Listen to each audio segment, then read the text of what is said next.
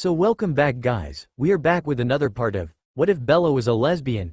Before that we are just 40 subscribers away from milestone of 1000 subscribers, so do subscribe to stay updated. So let's get back on story. RPOV, are you sure? Alice? Alice sighed again. I understood why she sighed. I had asked her that exact same question almost every day the whole week since the weekend. Yes, Rose. Bella doesn't suspect anything. She still comes to our table and has no problem talking to any of us. I fidgeted in the cushion. I didn't really care that Alice was getting annoyed with my constant questions. I was just protecting my family.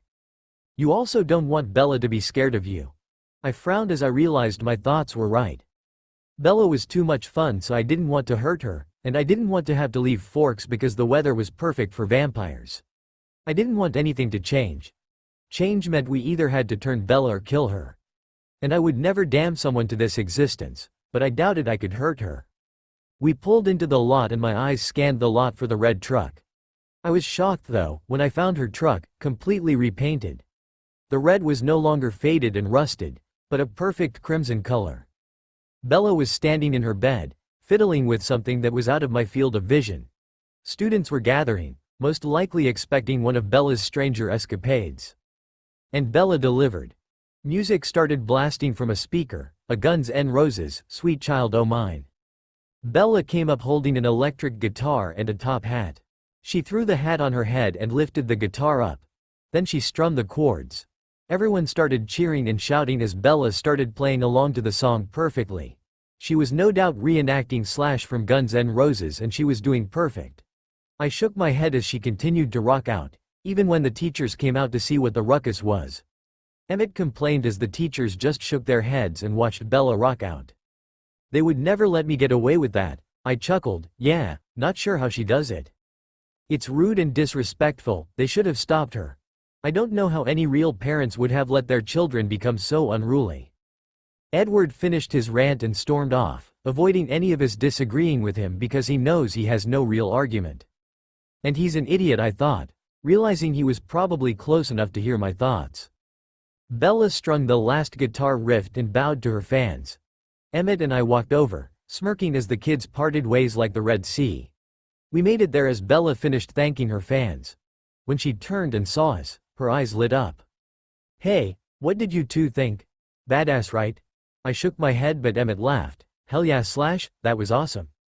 She grinned and reached down to grab the speaker. Can you put this in the cab, Em? Em nodded and grabbed the box and swung it into the truck, along with the guitar as Bella handed it to him. She kept the hat and swung her legs over the bed and dropped to the ground. So Rose, what do you think of the new paint? I smiled. It looks great, loving the red. Why crimson though? She shrugged. Two favorite colors are blood red and gold. I frowned at those two. The irony was a little much for my liking. Blood? And gold like our eyes? Bella didn't see anything wrong as she grabbed her bag, shutting the door. I opened my mouth to ask her why but someone cut in.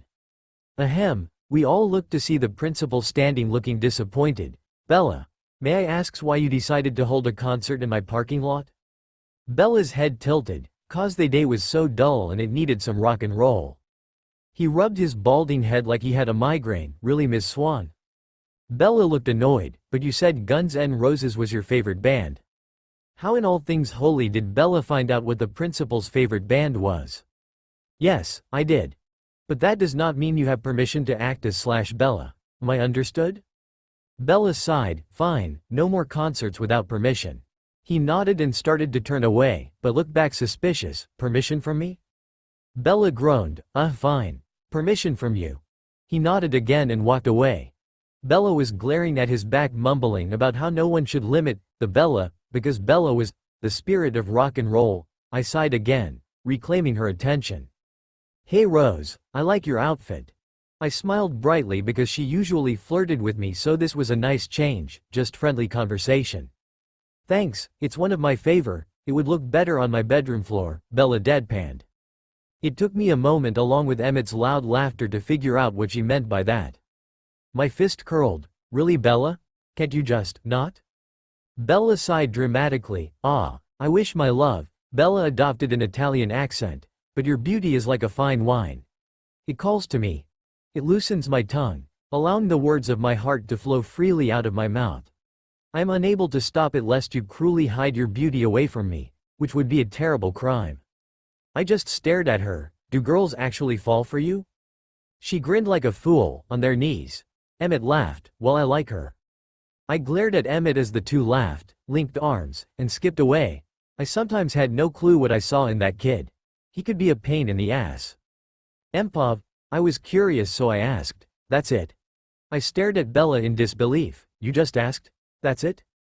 She shrugged, yup. The principal just told you who his favorite band was. She nodded. I couldn't believe it. The girl sitting next to me was a god. That's the only explanation on how she was so incredible. She was badass, got away with everything, made friends with everyone. That's it. She's not human. The teacher called us to attention so we had to stop talking. But that didn't stop Bella as no sooner than the lecture started. A folded piece of paper landed on my desk. I unfolded it and read the chaotic writing. What about using Pet Wolf? I leaned back and thought about it. The wolf would help getting into the vault, but seduction and leaving would be harder, along with operating the go-kart. I grabbed my pen and wrote back. Not sure. The go-kart would be small, and I don't think part 6 of seducing every female would run smoothly with a wolf present. I tossed it over and waited for a response. It didn't take long. True. What about bumping up to an ATV and using a goat instead? The ATV would be useful, though not sure what the goat would do for a bank robbery. ATV would be better. Using a goat, not good threat. I threw it back. Then it was back on my desk. Are you kidding? Goats are both dangerous and adorable. Those bastards have a mean headbutt. I chuckled silently. Only Bella could turn a conversation about a bank robbery to a debate about goats. Really? Adorable? I don't think most girls think goats are adorable. I threw the paper over and Bella quickly read it. She glared over at me and whispered, all goats are adorable and girls love them.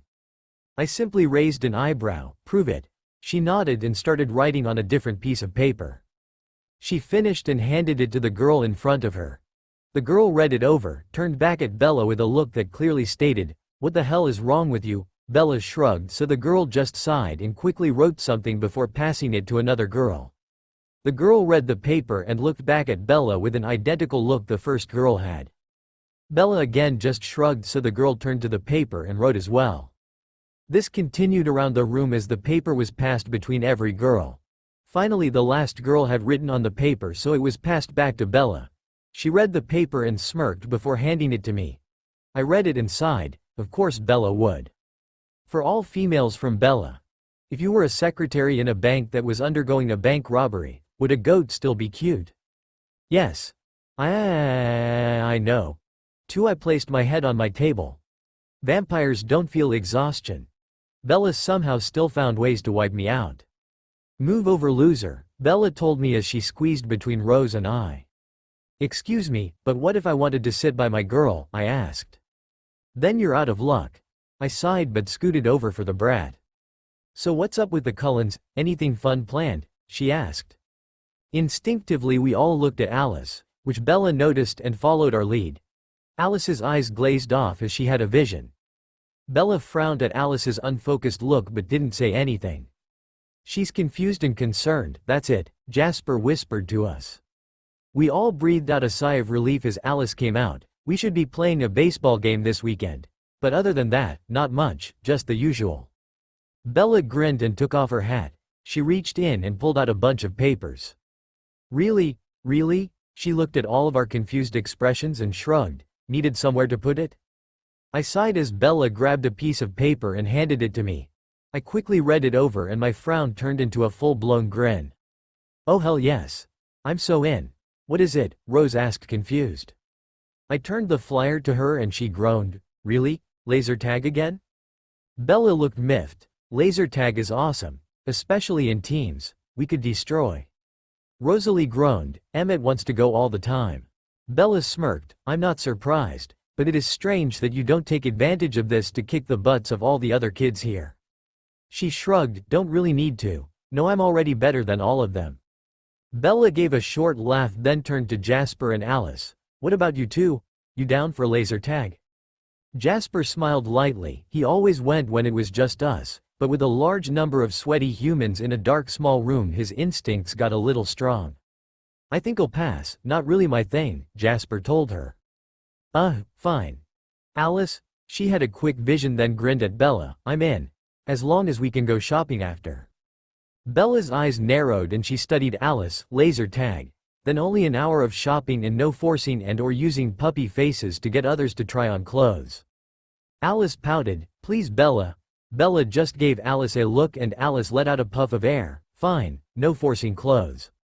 I let out a loud laugh, scaring most of the students nearby. Damn Bella Bear, only person in this world that can handle Alice's pout. She raised an eyebrow, giving up and sticking with Bella Bear? I shrugged, for now, Bella Bear is my favorite so far, I'll keep looking though. She laughed at this. Behind her someone called out for her, so she stood up. See you later Cullens, she tilted her hat and walked away. Espov, I told you that I'd see you later, well this is later. Rosalie sighed and rested her head on the doorway, yes Bella, we got that, but we didn't think you were going to follow us home. Bella shrugged. Well I was planning on asking Esme to help me order my furniture as my room is ready. And Jasper wants a rematch. Plus Emmett's been talking about whooping my butt at some video game. So I figured, heck why not today? Her head tilted. I asked Emmett, I figured he told you.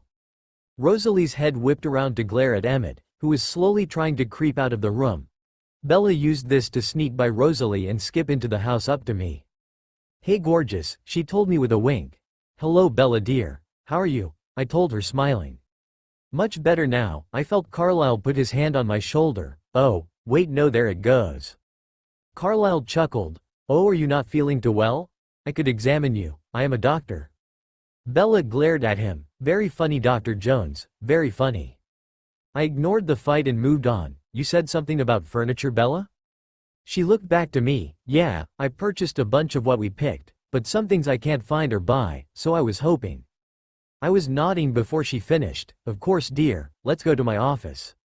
She smiled and I turned to lead the way. Bella smiled at everyone as we walked away, along with sticking her tongue out at my husband.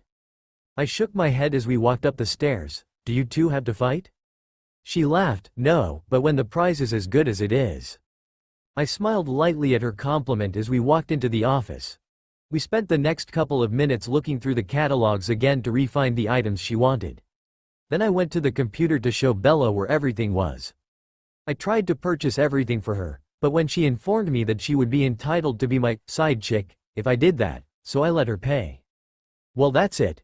Would you like to go downstairs and I can make you something while you play with the kids? She thought it over. Actually, I really love your kitchen, can I join you for a bit? I smiled, of course honey. We walked down and moved into the kitchen. I loved when Bella sighed happily when we entered. It always made me happy when someone enjoyed my work. Alright Bella, what do you feel like? She bit her lip. Let's see. She opened the fridge and made some grunts and other sounds of approval. Well you only healthy food, which is awesome. Thankfully I couldn't blush, so she couldn't find out that as soon as she came over last time I changed everything in my fridge just to make sure that if Bella came over again I could make something for her. She grabbed a couple of fresh ingredients and told me what she was thinking of making. She pulled out her phone and turned on the radio station for the 70s music.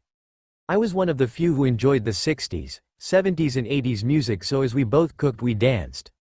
Occasionally one of the others would drop in and feign like they couldn't hear what we were doing. It didn't take long to finish the meal. And surprisingly Bella didn't bother convincing me to eat with her. I'm going to go see if Rosalie wants to see me naked, she told me as she walked towards the living room with her plate filled with food. Rosalie groaned while Emmett laughed at Bella's confidence. I shook my head and smiled. That girl was just unexpected. I frowned as my ears picked up the sound of Edward playing his piano. The piece was depressing, but it had a hopeful tinge to it causing me to sigh. She will never be your mate Edward, please understand. Every vampire in the house heard him fumble over the keys. Apav, come on Bella. I whined. Please no, Bella tried copying my pout, but the slashed top hat and the bad girl look didn't help her image. Just a few outfits, I begged. All I was after was just a bit of dress-up time. She had already played a couple of shoot-'em-up games with Emmett, all while flirting incorrigibly with Rosalie. She had also already played Jasper in another game of chess, one which he took much more seriously. Not that it helped much because apparently he lost again. And now I was trying to convince her to come with me to my room to try on some clothes. And maybe Rose if Bella could get her as well. Bella studied me. How many outfits are we talking about? I made a non-committal gesture with my hands, only like 20. She glared openly. 15? She lifted her hand and examined her nails. Okay 10, that's as low as I'm going. She groaned, fine. I squealed, yes. This is going to be so much fun. Bella dropped to the floor and curled into a ball. I already regret this decision. I laughed, come on drama queen, maybe you can convince Rosalie to join us and change in front of you. I meant it as a joke, but Bella looked at Rose hopefully. Please honey bunches of oats, don't leave me with pics alone, she pleaded. No, Rosalie stated firmly, but Bella continued to pout at her. I watched grinning, as Rosalie's resolve seemed to waver. She tried to avoid looking at Bella, but her eyes were ultimately kept drawing back to Bella's. Come on, don't make me go alone, please. Bella tried again. Emmett guffawed, what Bellsy, can't get dressed by yourself. Need my Rosie's help put clothes on? Bella glared up at him and mumbled to herself, I'm not going to say it, don't say it. Emmett's grin grew. What's wrong Bella? Can't deny the truth. Bella stood up and began to pace, still mumbling, come on, Bella. He's baiting you, don't say it. Rose and I started to frown at Bella's internal debate. She never had a filter, what's stopping her now? It's okay Bella, we understand, Emmett told her teasingly. Bella stopped and glared at him. He kept grinning, it's just cause you're so childish. I'm sure Rosalie could teach you how to put them on. Bella looked pissed. She glared at Emmett before nodding to herself. Screw it, no one calls me childish, she mumbled to herself. And then I was hit with a vision. A tiny one. Barely 5 seconds long. But in those 5 seconds, everything changed. The sound of piano keys slamming accompanied me out of the vision. I stared at Bella in horror as the scene played out, me almost powerless to stop it. Bella grinned maniacally as she strutted up to the couch, resting herself on the arms on it and looking Emmett in the eye. You know what Em? She asked. Em grinned, yes Bella? Bella leaned forward and whispered, bite me. Silence played out as every vampire heard her words. Rose looked at me terrified, she couldn't possibly mean. Are you sure I'm the childish one Em? Bella continued to a shocked Emmett. You're probably at least 3 times the age I am, and yet you had a miniature paper war with me. We all stood there terrified as Bella confirmed that she knew. The rest of the family had entered the room, each trying to figure out what to do with Bella and her knowledge. Surprisingly, with the short visions I was rapidly receiving, none of them, including Jasper, were even seriously thinking of removing Bella. But Bella wasn't done with Emmett as she leaned closer, and Rosalie doesn't have to teach me to put clothes on, but just for her, I may teach her how to take them off. With that, Bella turned around smirking. She looked around and noticed that everyone was here. She looked all of us over, no doubt noticing our mortified faces. She sighed almost dramatically and looked over to Rose. Sorry, but yeah, found out you're vampires. An awful situation just seemed to get so much worse. Bella took her hands and rubbed her face. Well crap, what an eloquent way to put it. Bella looked at me, I'm guessing that this means our dress up is cancelled? We all stood in silence, which she took as confirmation. Well, I guess that's a positive from what just happened. Never been a big fan of dress-up games. Always got bored, so what do you want to know first? With that Bella dropped backwards onto the couch, resting her head and looking back at us. We all just stood there like idiots, as this human girl rested next to Emmett, someone she knew was a vampire. Well, our POV. So let me get this straight. You found out about what we are from Jacob, then decided that we are cool. Bella nodded slowly, yes Rosalie, as I have told 5 times now, it really doesn't matter. We all looked at her like she was an idiot, because she was. After pulling ourselves together we demanded that she tell us how she knew. She told us of how when she was at the beach, Jacob Black had came onto her. She spent way too long discussing how much she tried to tell him that she was lesbian which he never picked up on, and he told her all of his tribal legends. Including the one about the cold ones. I'm going to kill that mutt. And then she finished with this, so yeah, he tells me all these stories. Tries to flirt with me. Talks about how great he is with cars. I try to tell him to follow a different career path. Then it gets cloudy, so we split.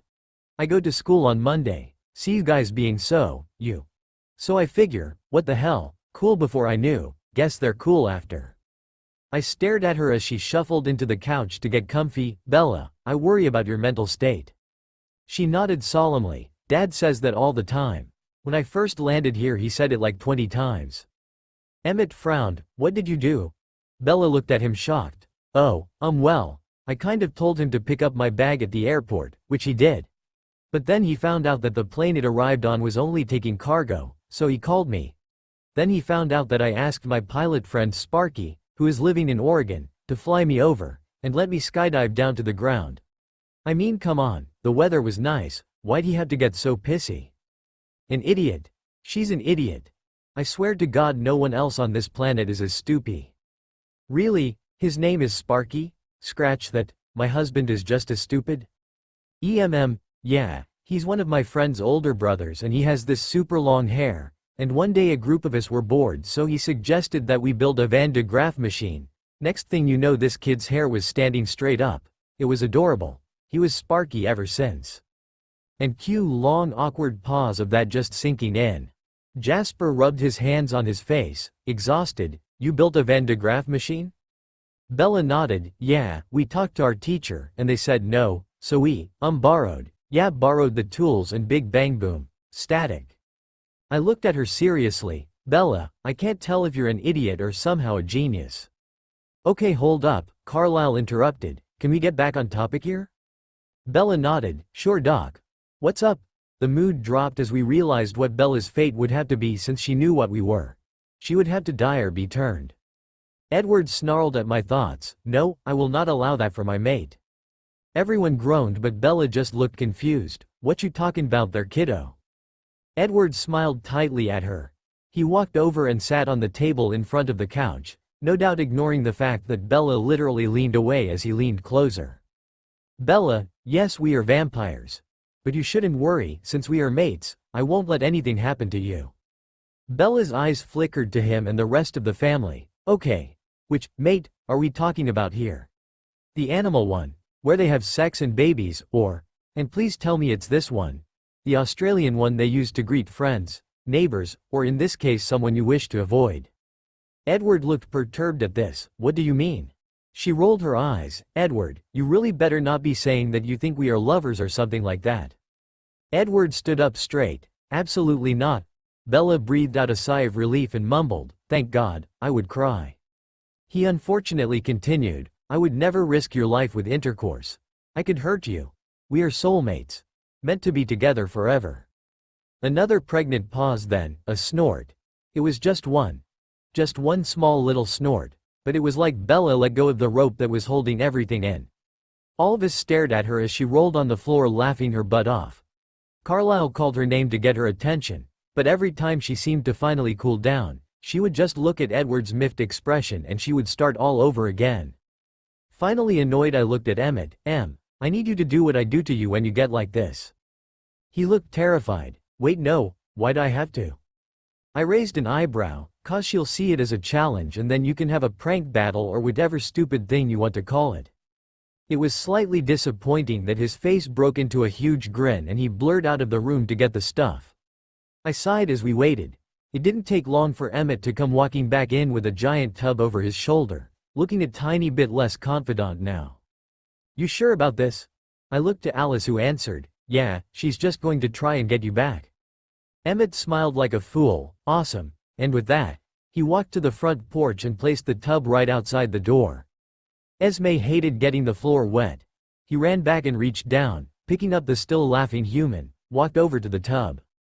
Oh wait, Alice said. She quickly ran over and reached into Bella's pockets, pulling out keys, wallet, phone, an octopus plushie, and a small bag with a bunch of Legos. I didn't even want to ask about the toys. Alice finally pulled off her /top hat and hopped away. All set. Sorry Bella, have a nice bath. Then he dropped her into the ice bath. Emmett couldn't feel the cold, but ice baths seem to shut him up when he's in a weird state. Bella came up sputtering and coughing. It took her a moment for a look around and pieced together what just happened. Then she glared up at Emmett. I really hate you sometimes. He nodded, still grinning. Love you too, Blue. She frowned. Blue. His grin grew. Oh yeah, you're looking really blue in that water there. Plus if Rose is red, then why not have you be blue? She glared even hard and gave him a sarcastic laugh. Ha ha, Emmett. How about you be brown instead of Tiny? Em frowned. Brown? Yeah, the same color as the steak I'm going to shank you with? Emmett laughed, but the rest of us frowned at the reminder of Bella's knowledge. Ah, Blue, I'm sorry, but pretty much everything you know about vampires is a myth. She frowned. Garlic? Nothing. Holy water? Doesn't exist. Church ground? Churches are stuffy. The sun? Don't burn but can't be seen in it. Huh, silver? Bracelets made of it. We all stood there as Emmett told her all of our secrets, waiting for her to run screaming. But nothing changed except she just looked slightly more miffed. Well damn, I had this whole prank set up. I was going to feign dropping my bag and have a bunch of wooden stakes and garlic fall out in front of you. Now this just sucks. Carlisle panicked. No, Bella. Bella jumped at his voice, causing water to splash everywhere on the porch. What? Carlisle straightened out but still looked worried. Bella, no one else can know about this. We already have problems since you know. Bella nodded. Don't worry, I figured you didn't want anyone to know. Tried keeping it to myself. But Tiny just gave me the perfect spot. Speaking of Tiny, do you think you could pick me up now? It's kind of freezing in here. Probably not that you would know.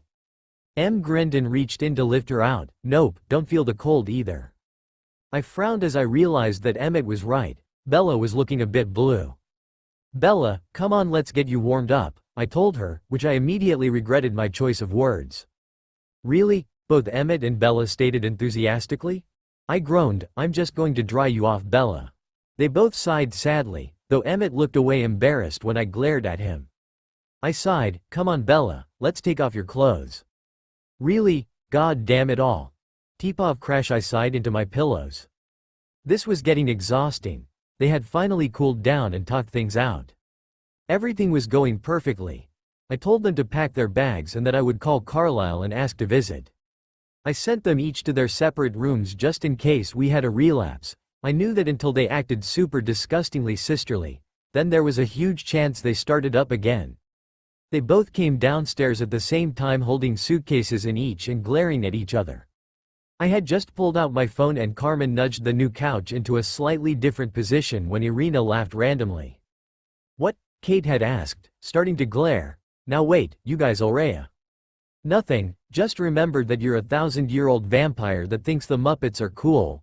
Grow up already, Irina told her snidely. And what do you know, the fight started up all over again. The brand new couch was the third thing to leave the room, only beaten by Carmen and myself. Garrett and Eliezer had been waiting in the car. We had sighed and sat on the broken couch, broken when it hit the tree outside. After a few hours of sulking out there, I decided to move the sulking to my room. I sneaked past my sisters, though I could have been driving a monster truck and they wouldn't have noticed. Only notice me when I'm gone. So there I was, face down in my pillows, ones that I had bought for my mate in case she wished to stay a human till she was slightly older. I heard it gently knocking beneath the screaming and shouting. Come in, Carmen, I called out, muffled only slightly by the pillows. She came in and walked over to sit with me on the bed. Usually I would have given her a look. I'd still let her sit but at least make it a challenge, but I was too emotionally exhausted to even care. Don't worry, love, just think, soon you will talk to Alice, then she will help you, then you will once again have your mate in your arms, Mija. I smiled at her endearment. No matter how much older I was than her, she still viewed herself as our mother. I sat up and rested my head on her shoulder. Regardless of how hard her skin was, sometimes she was one of the most comfortable places to rest. I hope so, Carm, it's just hard waiting. She nodded knowingly and we sat there in silence. Well, not really, since Kate and Irina was shouting and breaking anything they could find. Carmen's voice pulled me from my thoughts. Do you know if the Cullens are still in Forks? My head tilted as I thought about it. Probably. It had only been a year since they moved back there and I hadn't heard any rumors of them slipping up in any way. Plus with what Esme said about Edward, it was unlikely they moved. Most likely they are still there. Last time I talked to Esme, she had said that Alice had foreseen that Edward would meet his mate there. Carmen nudged me and I realized I had started sulking, so I continued. Anyways, since she's apparently human, chances are they can't leave or change her because of attracting attention. Carmen nodded. Good for Edward, shame that you couldn't tease him anymore though. I laughed at that. Every time that the Cullens had come to visit, I had sent thoughts to Edward, feigning that I was interested in him. It was so entertaining to watch the prude get uncomfortable at my thoughts. Then again, most of them disgusted me as well. Yes, it was a great deal of fun, plus it kept my mind off of Isabella. She smiled and patted my arm. Don't fret, Mija, soon you won't even need to find something to distract you from thinking of Isabella. You will be with her. I smiled gently and nuzzled up closer to her, my thoughts drifting to my mate, curious as to what she looks like now. And thankfully for that moment, I didn't feel any pain when I thought of her.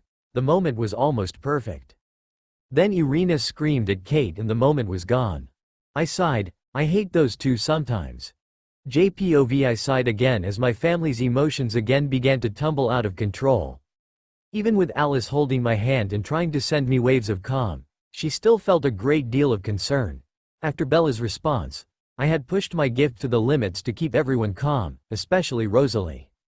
What do you mean you have to think about it? Rosalie shrieked. I huffed as I realized my wave wasn't as strong as I wanted and she was still pretty upset. Not that I could blame her. Bella's response was odd. Well, it's just that, not really sure yet, so I'd rather wait and think about it, Bella told us. I focused on Bella's emotions. She was incredibly calm, yet there was hints of curiosity and strangely lust, which concerned me. However, I could ask about that later. It was time to focus on the main problem. I leaned forward. Bella, you don't understand. We are forced by law to either kill you or turn you into one of us. Bella nodded. I get that. But a bunch of my list involves me going into the sun, and even though I don't know why, if I was vampire then I couldn't. And that doesn't really work for me just yet. Of course. The only problem she would have is that she couldn't complete her list. Bella looked at me, suddenly filled with more curiosity. This law? Who enforces it? Edward cut in. Bella, my love. Bella groaned, but he continued. There is a large coven called the Volturi. They are ruthless and powerful. They keep track of the other vampires, and if they break the law, they destroy them. She turned to Edward. Okay, Eddie, we are going to have to get some things straight. You think that we are soulmates, right? He glared. Edward, and yes, I know we are. How? He gestured to my mate. Alice can see the future, and she saw us together. Bella looked at Alice shocked. Really? The future? Edward was smug as Alice replied, yes. Bella tilted her head. And is this why you sort of glaze off sometimes? Alice looked embarrassed. Yeah. Huh, cool. Rosalie threw her hands up at how easily she accepted this. So are they always accurate, or do things change? Alice smiled lightly. They are subjective, and as people make decisions then they change. Bella grinned. Sweet, so they can change, so I'm not stuck with Edward here. Edward tensed and I could feel the annoyance coming off of him, but Alice here has been seeing visions of us for months. Carlisle hopped in. However, Edward, we have a theory on why you are so different from the Bella in Alice's visions. He continued to tell her of our working theory of the random meeting. As he was telling her, she had a drastic feeling of shock, followed by awe, then quite a bit of glee. I leaned forward to ask, but Edward cut me off. But I believe this is the Bella you are supposed to be. She frowned. What was I apparently like? He grinned. You're sweet and innocent, along with shy, slightly awkward, and a little bit klutzy. Bella's eyes widened. Holy crap, I was like that 5 years ago. Edward smiled brightly. See, that's who you should be. Bella looked at him like he was an idiot. Dude, I was a pathetic doormat. I like the way I am now. Totally not changing. He scoffed. No, you were perfect. He glared at her, and as your mate I demand that you change. She simply raised an eyebrow. And thank you for proving that we aren't soulmates. He looked shocked and terrified. Well, you said that I should change? Soulmates shouldn't want their significant others to change, but rather embrace who they are. Therefore we aren't mates. RPOV, the moron stuttered. BU, but no wait, I mean no wait, that's not Bella, no. Oh, just shut up, I told him, earning a glare. We all know she's right. Nothing has been the same as Alice's visions. This isn't your Bella. The brunette grinned at me. No, but I'll be your Bella any day, Red. God damn it, can we just focus on the problem? I told them, I don't understand how Bella can fluster me so much. Bella grinned, sure. Awkward pause, what were we talking about again? This girl was going to be the death of me. We were discussing the Volturi, the law of our world, Esme told her, smiling gently. Right. Okay, so any of you thinking about visiting them anytime soon? All of us recoiled at the thought, but Jasper told her why. Bella, none of us here wish to voluntarily visit the Volturi anytime soon. Very few vampires actually wish to attract their attention. She grinned, awesome, and are any other vamps thinking of visiting you here? We all looked to Alice, and I tensed when she didn't answer immediately. She opened her mouth and closed it several times before actually answering. I'm not entirely sure. I keep getting visions of the Denalis visiting, but then they fade back to them staying up there, so I'm not sure. There are also some nomads in the area, but they are avoiding our territory, so I doubt it. So I'm going to say no for now. Bella nodded, perfect, so we don't have anything to worry about for now. And even if they do, you could just say you're going to change me, but I just want to be older, easy. We all looked at each other, unsure of this plan. After a moment our eyes drifted again to Alice, who was deep in a vision. Finally she came out and answered our unasked question. I don't see any problems with this. Bella clapped happily. Awesome. So now excuse me Bella. I hate to interrupt, but I just want to ask you something. We all looked curiously at Jasper, but Bella just tilted her head and nodded. Sure, what's up? I have a gift that lets me feel and manipulate others' emotions. Her eyes widened and a grin grew, and earlier, when we were talking about our theory, you felt a great deal of shock then glee. I was curious if you know who caused the random meeting? She clasped her hands in front of her and studied Jasper. How about I make you a deal? I tell you what I know and in return you do me a favor. A single one, no questions asked. Jasper gulped and looked for help but didn't find any from us, as none of us could tell what Bella wanted. He looked at her concerned. What is this favor? She shrugged, not sure yet. Can I set some limits? Depends, what are you thinking? Nothing illegal. Bella, Jasper told her in a warning tone. Does helping rob a bank count as illegal?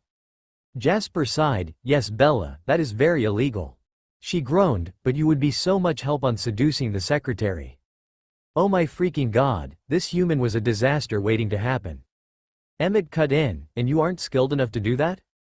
Bella paused and thought about it. Okay fine, nothing illegal. Nope, she's already a disaster. Jasper studied her for a moment, then, alright, fine. One favor, no questions asked. Bella grinned, sweet, so you wanted to know about who I think this random meeting involved? All of us nodded. So a while back, 5 years ago actually, my mom took me to Las Vegas for vacation, even though I couldn't do anything. And I got lost as soon as I got off the plane. I couldn't find anyone and I never thought about talking to security. So I just kept walking around. I'm not really sure how I got there. But all of a sudden I'm on the edge of this giant field surrounded by a fence just looking around, when something catches my eye. Someone was falling from the sky. I was terrified and just as I was about to start screaming, a parachute opens. He was skydiving, and just like that, I watched him just keep spiraling down. He lands on the ground, and something just rivets me to that spot as I look back up, hoping to watch someone else. I don't remember how long I stood there, watching small planes take off loaded with people, then land without them and watch the divers slowly drop back to the ground. It was just awesome. Anyways, finally it started to get dark and the plane stopped taking off. I looked around, and that's when I realized I wasn't alone. All of us tensed in fear as Bella paused in her story. Dear God, don't tell me she went through what I went through. Then Bella continued. She was just leaning on the fence, looking out at the same field I was. I don't remember what we said at first, only later. It's actually really strange, how I remember everything else so vividly, but whenever it comes to her, it's just a blur. Anyways, she was beautiful, that much I remember, and a gorgeous natural blonde. And that's when I saw them. It was just a dim light in the sky, but it wasn't a star. It was swinging around and slowly drifting down to the ground. I remember it took me a moment to figure it out, but it was another skydiver. He was jumping at night, and looking up at him, all I could think was, that has to feel incredible. I remember telling her that and she just said, then why don't you do it? And I laughed, and told her something like, I can't, that isn't something I could do. She asked me why, so I told her how I was shy and unconfident, and that I could never be like others. So she just put a cold hand on my shoulder and said something I will never forget. She said, "There are those who try to fit in. They try to copy others and follow the crowd. That isn't confidence. Confidence is walking against the flow of the river. Confidence is not trying to be like others, it's trying to stand out. Never forget that. Just put your heart out and you can accomplish anything. But always remember this, young one. Why live like everyone else, when you could live like you?" And with that, she turned me around to watch a police car with its lights on driving up. I turned to talk to her again, but she was gone. And the police officer picked me up and brought me back to my mom. Since then I've never seen her again, but I'll never forget what she told me. So when mom asked me what I wanted to do for the rest of summer, I had her sign me up for skydiving lessons and Tai Chi. Ever since then, I've lived my life to the fullest, with no regrets and no fears. Empov, damn Blue, that's a pretty trippy story. I told her to get rid of the damp feeling in the room. She grinned. I know, Tiny. Rosalie looked at her curiously. Why Tai Chi? Bella shrugged. It helps with balance. She grinned and leaned over to her to whisper, plus it make me really flexible. Rosalie sighed at her double entendre. But I figured since Bella already knew that we were vampire, then it was pointless to hide it. How flexible? Enough to bend yourself away from my girl? I asked, grinning. Bella's head snapped to me, but I wasn't expecting the victorious grin. You can hear me, I knew it. All of our faces were filled with confusion. Which Jasper voice? What do you mean, Bella? She smiled at Rose. Well, the first day I was here, I said that Red looked really hot with a grease stain, and imagine my shock when right after I said it, that she tried to wipe it off. Which was surprising, as she was on the other side of the cafeteria and in no way could hear me. So I ran a couple of tests, and found that I was pretty sure you all had way above average hearing. Alvis stared at her in shock. I couldn't believe Rose was the one who first sort of blew our cover. She looked at us and shrugged. What? I'm observant like that, so what else is different, besides the hearing, speed, sun and blood, oh, and cold skin? Carlyle sighed. Well, we are much faster and stronger, along with all of our senses have been drastically increased. Our skin is practically indestructible, only fire can hurt us. Also, some of us bring our greatest aspects that we were as a human to our vampire existence and they become gifts. Jasper, with his understanding of people around him and their emotions, led to his empathy, for example. Bella nodded. Does anyone besides Alice and Jasper have gifts? Carlyle looked to Edward, who nodded. Yes, I have the ability to read minds. Bella jumped and looked excited. Really? That's cool. What am I thinking about, right? Edward looked uncomfortable. Actually, yours is the only mind I can't read. Bella looked unconvinced. Really? Well, that's convenient. Edward looked shocked. But I can, it's just yours. Everyone else I can hear constantly. She looked uncomfortable. Sure. Edward stuttered, but the Bella's eyes lit up and she looked to me grinning. Wait. Everyone winced at her shout, but Bella continued. You guys are playing baseball, and you're faster and stronger than humans. I grinned as I got where she was going. Yeah, we have to wait for thunderstorms to play. Bella stood up and walked around the table to stand over me. She leaned down and placed her hands on my shoulders, looking into my eyes with a serious look. Emmett. I raised an eyebrow. Yes, Isabella? You're taking me with you. I want to watch. It's got to be badass, she commanded. I grinned. I had no problem taking Blue. I love showing off, so I leaned to her and feigned a whisper. I'm all in, but I'm not the one you had to convince. Both of us looked to Rosalie with pouts. She crossed her arms and looked away. No. Bella nudged me and winked. She walked over to Rose and sat sideways on her lap, her head resting on Rose's shoulder. I chuckled at the shocked expression that grew on her face before she went to feigning nonchalance. Alice chuckled and whispered below Bella's hearing, Bad choice, Rose. Bella's going to get to go and now she gets to play with you too. Bella used a finger to slowly twirl one of Rosalie's blonde locks, making her look even more flustered. Hey, Red? Rose swallowed. Yes? Bella tugged on the hair gently. Do you not want me to come? I grinned at Bella's double entendre. Out of the corner of my eye I noticed a fuming Edward storm out of the room, but everyone was laughing internally at Rosalie to care, it seemed. Rose shook her head. It's not that I don't want. Bella cut her off. Then why not? I noticed Bella slowly move her hips on top of my mate, distracting her again. I could feel a slight possessiveness start to emerge, but I knew that Bella was just playing her, so I wasn't entirely concerned. Well, it's just I'm worried. Bella shuffled again. But you'd protect me, right? I noticed that Bella's voice had become softer and almost seductive. Rosalie scoffed. Of course, I wouldn't. Then why not Rosalie? Bella purred. Well, it's just that. Bella took her finger and traced Rosalie's jawline. Yes? Well, Rose? Bella whispered. Huh? Rosalie said. Please, Rosalie sighed. Yeah. Bella shrieked and hooked up. The act was over. She walked over to me and raised her arm for a high five. I rolled my eyes and lifted my hand for her. She laughed and smacked my hand before dropping back on the couch next to me. She grinned at everyone before looking at Alice. So when's the game, Ms. Psychic? RPOVI sat in the passenger seat with Emmett on the way to pick up Bella, concerned about my husband. Emmett? Yeah, babe. I paused. How do you tell a loved one that you're sorry that another is flirting with you so much that you get extremely flustered? It's just, well. Emmett chuckled. Rose, if this is about Bella, you can relax. My jaw dropped. He knew? He looked away from the road and looked at my face. He rolled his eyes at my look.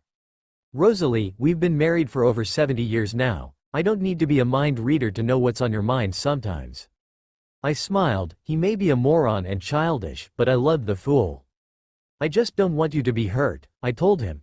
He chuckled lightly, and that right there is why I know I don't have to worry at all. Even if Bella flirts with you constantly, I know that she's just messing around. And I know that I never have to worry about you, because I love and trust you completely. I smiled at him, then frowned. How do you know she's just messing with me? He grinned. She told me. I must have made a ridiculous expression as he just started laughing. What? I asked in disbelief. He nodded. Yup, sitting in class, and she looked at me all serious and said, Hey, just want you to know that I'm going to flirt the hell out with your girl. But don't worry, not trying to steal her or anything. I dropped back into the chair. And you believed her? He shrugged. You know how she flirts with everyone? At my nod he continued. Well, apparently she's already been offered to go out by a couple of girls. I had heard the rumors, but I wasn't sure if I believed them or not, and she said no each time. Said that, while they would be a great date, she wouldn't because she's kind of in love with someone else. She doesn't date, just flirts, 'cause she thinks it would be cruel to lead someone on. I frowned and thought about it, till it clicked, the lady she met. He nodded. Yup, that's what I'm thinking. And you want to know something else? What? He paused as we parked outside Bella's house and looked at me, all traces of humor gone. I think we know her, he said quietly. My eyes widened. Who? He paused again, but then looked at me apologetic. I don't think I should tell you. I glared. Why not? I don't want to get our hopes up and crush them just because I misread the situation. I continued to glare, but his words made sense. Somehow he knew this because he pressed on. Plus, if we tell her that we think we know her mystery girl, and then invite who I think it is, and turns out I'm wrong, I think that would crush her. I sighed. You're right. We both sat silently for a moment till I asked, How'd you figure she was a vampire? He shrugged. Just some things I noticed. She said that she had a cold hand, and she was incredibly beautiful. I've heard someone say something pretty similar to what she said about living like you, plus the lady only talked to her at night. But the one that caught my eye the most is just how much Bella seems to care for her. To me, it sounds like a mating bond. Can't date anyone else. Apparently she's always thinking about her. I don't know, just feels like it. I nodded slowly. When he put it like that, it seemed like vampire was the only option. But they met in Nevada, bad weather for a vampire, sun all day. He nodded, but our conversation was cut as Bella's door opened and she came running out. I gave him a look telling him that we would continue this later, and he nodded. Espov, I'm sorry Bella, but she's still out. Bella shook her head. Esme, you don't understand. Since Red is so hot, she doesn't get out, she gets home runs. I sighed and shook my head. Nope, sorry Rose, but you're still out. Bella huffed and pouted. Fine. Emmett laughed as he swung the bat. What's wrong, Blue? Not entertaining enough? She chuckled lightly. Nah, it's really cool how fast you guys run. I'm going to have to get one of you to carry me. But your game, it's kind of disappointing. Emmett dropped the bat and everyone stared at her. Disappointing? She shrugged, well yeah. Alice put her hands on her hips on the mound, and how may I ask, is this disappointing? Emmett joined in, yeah, we're running faster and hitting harder than any mortal could. I don't see what's so bad about it. She shrugged again, well it's just that besides for the speed and strength, it's exactly like human baseball. We all exchanged looks and Rosalie turned to look at her, well yeah, that's the point. She sighed, well you aren't humans are you? So why don't you add like different rules or something? Like you're not allowed to use your eyes, have to use your other senses. Or maybe only play with one hand. I don't know, just doesn't seem very creative for beings that live for eternity. I opened my mouth, then closed it. She had a point, while we didn't play that often, every time we did it was the same setup each time, down to the teams. It got pretty repetitive. And even without sight, we could still pinpoint the ball by sound. Our sense of hearing was drastically stronger than a human, so it would still be easy for us to play. I turned to everyone, what do you guys think? Should we add some rules? I for one am willing, but then again, I'm just the umpire. They all looked at each other and thought about it. I'm in, Emmett said, obviously already excited. It sounds interesting, Carlyle said. If it pleases Bella, then of course. Edward still didn't understand, but everyone just ignored him. I don't know, it sounds a little hard as a runner to be blind and not see the bases, so I'm going to pass, Jasper told the others. This sounds fun, Alice grinned. Rosalie sighed, whatever, already outvoted. Emmett looked at Bella, so what's the plan? Bella paused to think about it, well it would be smarter to just finish your game and then when we get back to your place, set up some rules and everything else. If we do it now, everything will be half-assed and we just make it up as we go. Emmett nodded, yeah, I agree, a good game needs a good plan. They went back to their game while Bella and I umpired. I was standing behind Carlyle, as he was the catcher, while Bella sat on a large flat rock a bit out of the way. I didn't want her feel uncomfortable with vampires. Well that was how it started until Bella quickly changed that. Esme, she called out as they were switching sides. I turned to look at her and saw her pat the spot next to her. Her actions made me smile, as she apparently was entirely comfortable with vampires.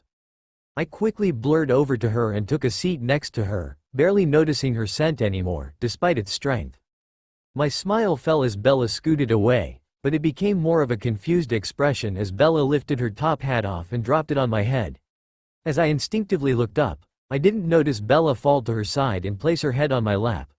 When I felt the strange pressure I looked down and came upon her relaxing and watching the game. I raised my eyebrow and cleared my throat.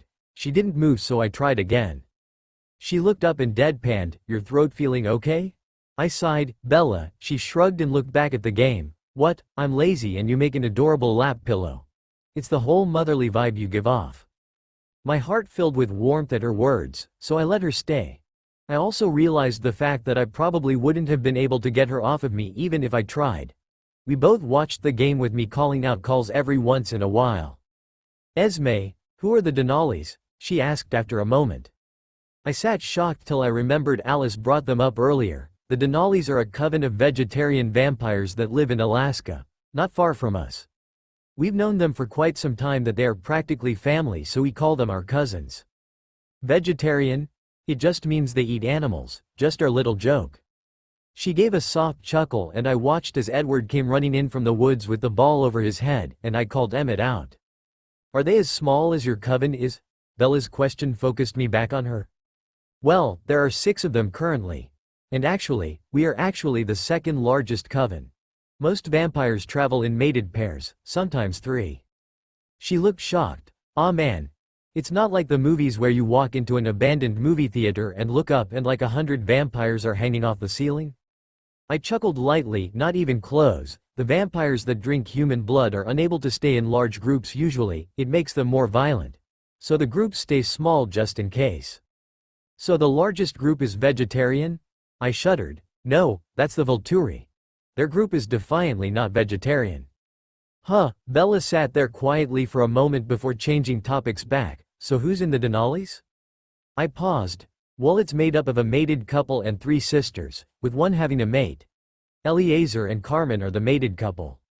Are the others actually sisters? I shook my head, not by blood, but they all look related and have been together for a long time and look nearly identical. Also they were sired by the same vampire. That's cool, they older than you guys. Oh, and how old are you guys? I smiled. Carlisle is the oldest of our family at 300, but the Denali sisters are much, much older. The coven leader, if I recall correctly, was born in the 1000s AD. She looked shocked. Damn, that awesome. I laughed, I guess so. She laid her head back on my lap. So what are they like? I thought about it. Well, the coupled one is Katrina Denali. She's with a nomad named Garrett. She's energetic. She's passionate, loud and expressive in everything she does. She has a gift as well. When she touches you, you feel like you are being electrified. That's badass. Who's next? I grinned at her enthusiastic tone. Next we have Irina. Irina is basically the exact opposite of Kate. She is cool and calm. She does have a wild streak, but tends to be much less rambunctious than Kate. Okay, so she's the coven leader? I shook my head. No, the last one is. She's sort of a mix of the other two. When dealing with coven issues, she's serious and protective, yet when she's creative or bored she comes up with these ridiculous ideas and plans that are so, Kate. She chuckled. I'm going to have to meet these two. They sound like fun. What's her name? It clicked. Right then it clicked. What Bella had quoted earlier, and what I was told almost 20 years ago when we were visiting the Denalis. I had been asked to go skinny dipping in a lake nearby. And when I asked her why, I was told. Flashback. Tanya looked up to me grinning, letting her pants fall. Why live like everyone else, when you can live like you? End flashback. My eyes widened. Could Tanya be the mystery woman that changed Bella's future? Esme? I heard snarling from Edward, but I looked down to Bella. Sorry, Bella, her name is Ta. No, Alice cried out, interrupting me. All of our heads snapped to Alice, who instead was looking at Bella, with fear and concern in her eyes. What's wrong? Carlisle asked. The nomads, Edward said, snarling, they heard us playing. Alice cut in, they're headed this way. How long? Jasper asked, his face serious. Alice paused. 45 seconds. How many? Emmett flexed his muscles in anticipation. 3, she replied. He scoffed, let them come. RPOV, should I take off then? Get out of the way? We looked at Bella, but Jasper answered, no, it's pointless now. Your scent clings to us and the clearing. Huh, alright then, Bella shrugged. She shrugged. I growled lightly before walking over, cutting Edward off. I lightly grabbed her arm and pulled her next to where Emmett and I would stand. Stay behind us too, and don't say anything, I ordered. She paused. I'll try, but I can't promise I won't say anything. I'll try not to though. I huffed as I realized that was as good as I was going to get. Fine. By now we were in our formation, staring out into the woods, just waiting. A blonde male step out first, before falling back to let another darker-skinned male take point. A red-haired female was the third member. I tensed as I heard Bella whisper, oh, she's hot. I wonder if the carpet matches the drapes. This was going to be a trying confrontation. Tipov. I tensed in my seat. Something was very weird. We were getting close to forks, but it felt like. Tanya? You okay? I heard Irina ask. I turned to look at my sister and gave her a reassuring smile. Although it didn't seem to work well as Kate across the aisle gave me a look as well. What's wrong? Kate asked. I don't know, something with my mate is weird. Feels like she's right next to me almost. I whispered back. Both of their faces showed the shock at my statement. After we talked to Alice, we all were planning on flying down to Nevada to see if we could find my mate, but this strange sensation of her being so close was making me question where she was. Carmen tilted around Kate and opened her mouth, but the intercom started up, cutting off whatever she was about to say. Ladies and gentlemen, this is your captain speaking. If you look out the left side of the plane, you'll see one of our sister planes having just left Port Angeles, if I'm not mistaken, to Phoenix, Arizona. We'll be landing in a couple of minutes, so if you could, please fasten your seat belts and put your trays in the upright position. The intercom shut back off. Some instinct had me look out of my window at the other plane. I just stared at it as I flew by. I didn't understand it, but some part of me just wanted to be in that plane. The flight attendant interrupted my thoughts. Excuse me, ma'am, could you please put your tray up? We're going to be landing soon. I turned and smiled softly, of course. Kate and Irina chuckled, cuddled up as if they'd never had a fight. The scent of the attendant's arousal filled the cabin at my smile. She smiled back nervously as her face flushed, before she quickly leaned back up and walked away. Carmen called for my attention. Tanya, did you call the Cullens to let them know we were coming? Crap. Crap. Crap. Crap, I gulped pointlessly. Ah, no. She sighed, and why not? Well, oh hell no, you are not blaming this one on me, Kate whispered aggressively. I sighed, I was kind of just thinking about what my mate looked like, I forgot. She sighed, you're going to have to call them when we land. Kate popped in, can we go hunt first? I haven't hunted in a while and we were out of bags at the house. I took in her dark eyes and nodded, fine, we can spend a few hours hunting around Port Angeles, plus we should also see if the hospital has any expired blood bags. As soon as the others nodded in agreement I leaned back, my mind already drawn back to my mate, and the strange tugging in my chest that was telling me to turn the plane around and go after the other one. A paw of the plane jumped as it hit a patch of turbulence. I ignored the gasps from the other passengers and focused on Jasper's future. He was never good with planes as the overpowering scent of humans was usually too much for him. However, this time it seemed he had a distraction. I smacked his arm lightly as he continued to stare at Bella intensely as he had for the last few hours of flight, no doubt slightly annoyed with her for multiple reasons.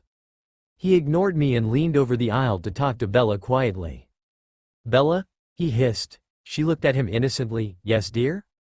He continued to glare at her. I have a few questions I'd like to ask. First, the thing with Victoria. Was that entirely necessary? She tilted her head. Necessary? No, but I was just curious if she did. He sighed. You were so curious that you had to interrupt your threats from James to ask if she happened to wear red lingerie? She shrugged. Apparently so. He sighed. Okay, fine. The next question. When she said yes, did you have to ask to see it? She raised an eyebrow. Again, have to? No, did I definitely want to? Oh hell yes? He sighed. You know what, sure whatever. However, the last and most important question. What the hell was with the excuse you gave your father? She shrugged. What? I just told him that there was this big parade going on back in Arizona and one of my friends wanted me to take them for emotional support. Jasper glared. If you don't recall, we have better hearing and I heard what you said. So, what? It worked, didn't it? Plus he thinks it counts as community service hours so it's fine. Did you have to tell him it was me? Do you really want me to answer that? Couldn't you have said it was Edward? I giggled at his response. It has been very smash Edward lately. I couldn't, I already told Charlie that Edward was totally homophobic, so saying he was, you know, so it had to be you. What about Emmett? Jasper whined. I grinned at how Jasper had lost his aggressive nature and was now just complaining. Tiny? Really? Come on Jazz, you gotta know that you were the only choice? Jasper grumbled and leaned back into his seat, clearly not liking his choices. Suddenly I was hit with a vision of me answering the phone. I focused on who it was and realized it was our cousins, looking for Carlisle. I quickly whipped out my phone right before it rang the first time. Hello Tanya. Alice. Would you perhaps know where I can find Carlisle? He is not answering his phone, I heard Tanya say. He's not with me, but I will call him and ask, I told her. Before I even hung up I was hit with another vision. This time it was myself calling Carlisle and him not answering. I changed my mind and planned to call Edward, again with the same result. Most likely both were hunting Victoria. Alice? I shook my head and focused on the call. Sorry Tanya, I had a vision. Carlisle and Edward are check out a nomad problem we are having. Is there anything I can help you with? Well, we are actually in Port Angeles. I was wait, nomad problem? Do you need assistance? Her voice changed from her family voice to coven leader in an instant. I used my sight to see what would happen if we asked for help and I was quickly hit with a vision of Kate holding Victoria by the neck as the red head twitched from her gift. Yes, if you call Esme and let them know that you are here you will be a lot of help. Very well. Where are you? I opened my mouth to tell her a quick lie to hide the existence of Bella as the Denali's were very strict at following the law, when I was hit by a vision. It was a stray thought and not even a full plan, but it changed everything. All I thought was that maybe I should tell Tanya about Bella. And in my vision I watched them meet, and while the background was blurry and unset, the two of them were clear as day. My jaw dropped and I turned to Bella. Tanya was her mate? Jasper put his hand on my arm causing me to turn my shocked expression towards him. Love? You okay? He asked. My eyes moved from his to touch over to Bella, who was talking to the person seated next to her like they were best friends already. Thankful she didn't notice anything, I turned back to Jasper and explained everything as rapidly as I could. When I finished, his eyes were as wide as mine, though apparently for a different reason. Holy crap, Emmett was right. What? He looked at my incredulous expression and explained. I tricked Emmett into revealing who he thought the woman Bella met was. He said it was Tanya. Alice. What do you mean this Bella is my mate? Immediately I winced from the sound coming from the phone. Crap. Forgot Tanya was still on the phone. Where are you? I'll be right there. Her voice was no longer coven leader but a new, possessive one. Tanya, relax. I'm with her right now, she's fine, I reassured her. Wait. You said you had a problem with nomads. What happened? Is she okay? I could hear the panic in Tanya's voice. I sighed internally at how bad this was going to get and quickly explained how Bella's scent attracted a tracker who was now hunting her. I could hear her about to explode, so I jumped in and told her how we were flying towards Bella's home in Phoenix while the rest of the family was hunting the nomads in Forks. The response was as expected, still furious. However, it seemed my explanation did little to calm her. You're taking her back to her own home. That is the most typical place to take her. As soon as you land in Phoenix, pick the second earliest flight to a random place. Prey always goes to a place it feels comfortable, and he'll expect that and try to find her comfort places, she screamed. I winced at the volume. All right, I'm not sure which it will be, but as soon as we land and I find out, I'll call you back and let you know. Now are you going to stay there and hunt or come find us? I could hear the internal debate going on as she tried to pick to protecting her mate or attacking the threat. I am going to stay here and help the others hunt, but if we don't find any traces in 3 hours, then I'm getting the earliest flight to wherever you guys are going. I nodded, then realized she couldn't see me. Okay, I'll call you as soon as we land in. Quick check of the future then, about 2 hours. Okay, is Bella okay? I smiled at her nervous and concerned voice. She's absolutely fine. Right now she's making friends with everyone around her and holding the baby from the family in front of her and telling ridiculous stories. What does she look like? I opened my mouth to answer, but she jumped back in. Wait, don't tell me. I want to see for myself. We are at your house, so I have to go. Alice? Yes, keep her safe. James Pov. Not this one. Oh well, let's try this one. I was having loads of fun looking through these home videos. This little human's mother had all sorts of videos of this Bella doing all sorts of crazy things. And do you know what any self-respecting parent would do when their child is doing these extreme sports? That's right, panic. Tons of these videos were filled with her mother screaming or shouting.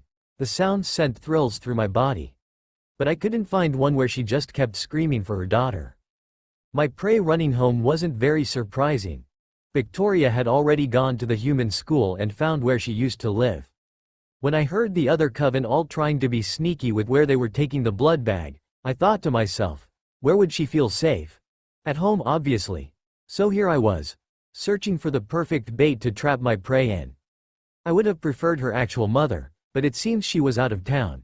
Shame. I always try to gorge myself before snatching my real prey. It makes playtime last so much longer and their screams that much more thrilling. The sound of the human mother calling out for her baby refocused my thoughts away from the torture I had planned out. As I watched the scene play out, my grin grew. This video is perfect. I quickly ran around the house looking for a phone. Oh, and wouldn't you know it, phone numbers were taped to the desk right next to one. Humans are so stupid they need to write everything down. I grabbed the phone and scanned the list for Bella, which didn't take long as it was the first one. I memorized it before running back to where the video was playing. I rewound the clip to the part that I wanted my prey to hear and dialed the number. I grinned as I listened to the phone ring. Her fear would be exquisite. I wouldn't play it until she talked first, and my grin doubled when I heard her answer. Bella's whorehouse, you got the dough, we got the hoe. Blondes are 30% off, how can I be of service? What? Hello? Why, did her mother have a whorehouse? Look, I'm hanging up if no one answers. Suddenly I recognized the name, Bella. That was what the others called their pet, which meant this was the girl. I grinned and moved the phone to the television speakers and played the clip. Her mother's panicked voice rang out, Bella? Bella, where are you? Huh? I frowned and let the clip continue, hoping it was Bella. Oh, hey mom. Yeah, Bella. Were? I pulled the phone away and paused the clip, grinning. This was going to be fun. Hello, Bella. Huh? Oh hey Phil. Look, try to calm my mom down. I'll call back in a bit, see ya. Click. Did she just hang up on me? I watched Bella as we waited for the next plane to start boarding.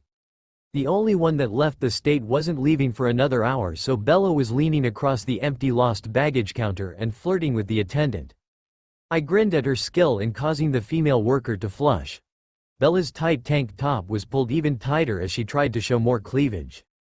Jasper sat next to me and stared at my drawing, puzzling over the ballet studio. I had a quick vision of James walking around the room, but it was still confusing on what this meant. I didn't recall any studios like this near Forks, so I had no idea what it meant. Bella wasn't that much help, saying it looks familiar, but she couldn't recall where and how.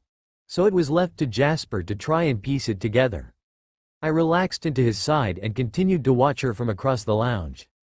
I frowned as Bella's phone rang again, though. While she had answered it the first time, it was apparently her mother panicking over something, but she'd talked to her stepfather. However, it seemed they kept calling back. She'd ignored it the second time along with the third, but now as it was ringing through the fourth time, Bella seemed to resign herself to answering. Look mom, I listened hard, but as she was on the other side of the crowded area, the sound voice was impossible to discern, but it sounded male. I watched Bella's expression as she listened to whatever he was saying. She went from looking annoyed, to shocked, then confused before she started smirking. No, yes. Okay, huh, yeah I'll give it a shot, but it'll take me a while, yeah whatever. Her face was showing her concentrating as if planning, but all of the visions I got were too rapid and unclear, something about a sweater and some balloons. I frowned and tried to focus more, but suddenly Bella's eyes widened and everything went blank, like she couldn't decide. She turned and said goodbye to the attendant and looked back to me. She gestured to upwards to a sign and I quickly looked up to see a restroom sign. I looked back and motioned my hand to ask if she wanted me to come with her. She shook her head and used her hands to tell me to stay, then held up a finger to show she'd only be a minute. I frowned, but I couldn't stop her as she was on the other side. I could only watch as she walked over to the ladies' restroom and entered through the door. I felt slightly relieved as I could see the only door. I sat back and just waited. And waited. And waited. I sat up as I watched girls walk in and out, but still no sign of Bella. I exchanged looks with Jasper. This was becoming worrying. 1 minute had become 2, 2 turned into 5, 5 grew until 10, 10 turned into 15. I stood up and made my way to the door, my nose catching Bella's exquisite scent, even in the mass of other scents. I walked through the door and realized Bella's scent was too weak for her to be in her. Then my eyes saw it, what I didn't even think about. A second door. I quickly turned around and walked as fast as I could without attracting attention. Jasper stood up. His expression told me that he knew I was freaking out. I had a quick vision of him asking, so I answered. There was a second door on the other side. She left out of it. His body tensed. Where did she go? I frowned and focused my gift, but I wasn't getting anything. It was like she wasn't making decisions at all. It's like she's not making any decisions to avoid my gift. He looked shocked at my revelation. Why? How? I frowned as I thought about Bella. Instantly I figured out how she was able to get away with not making decisions.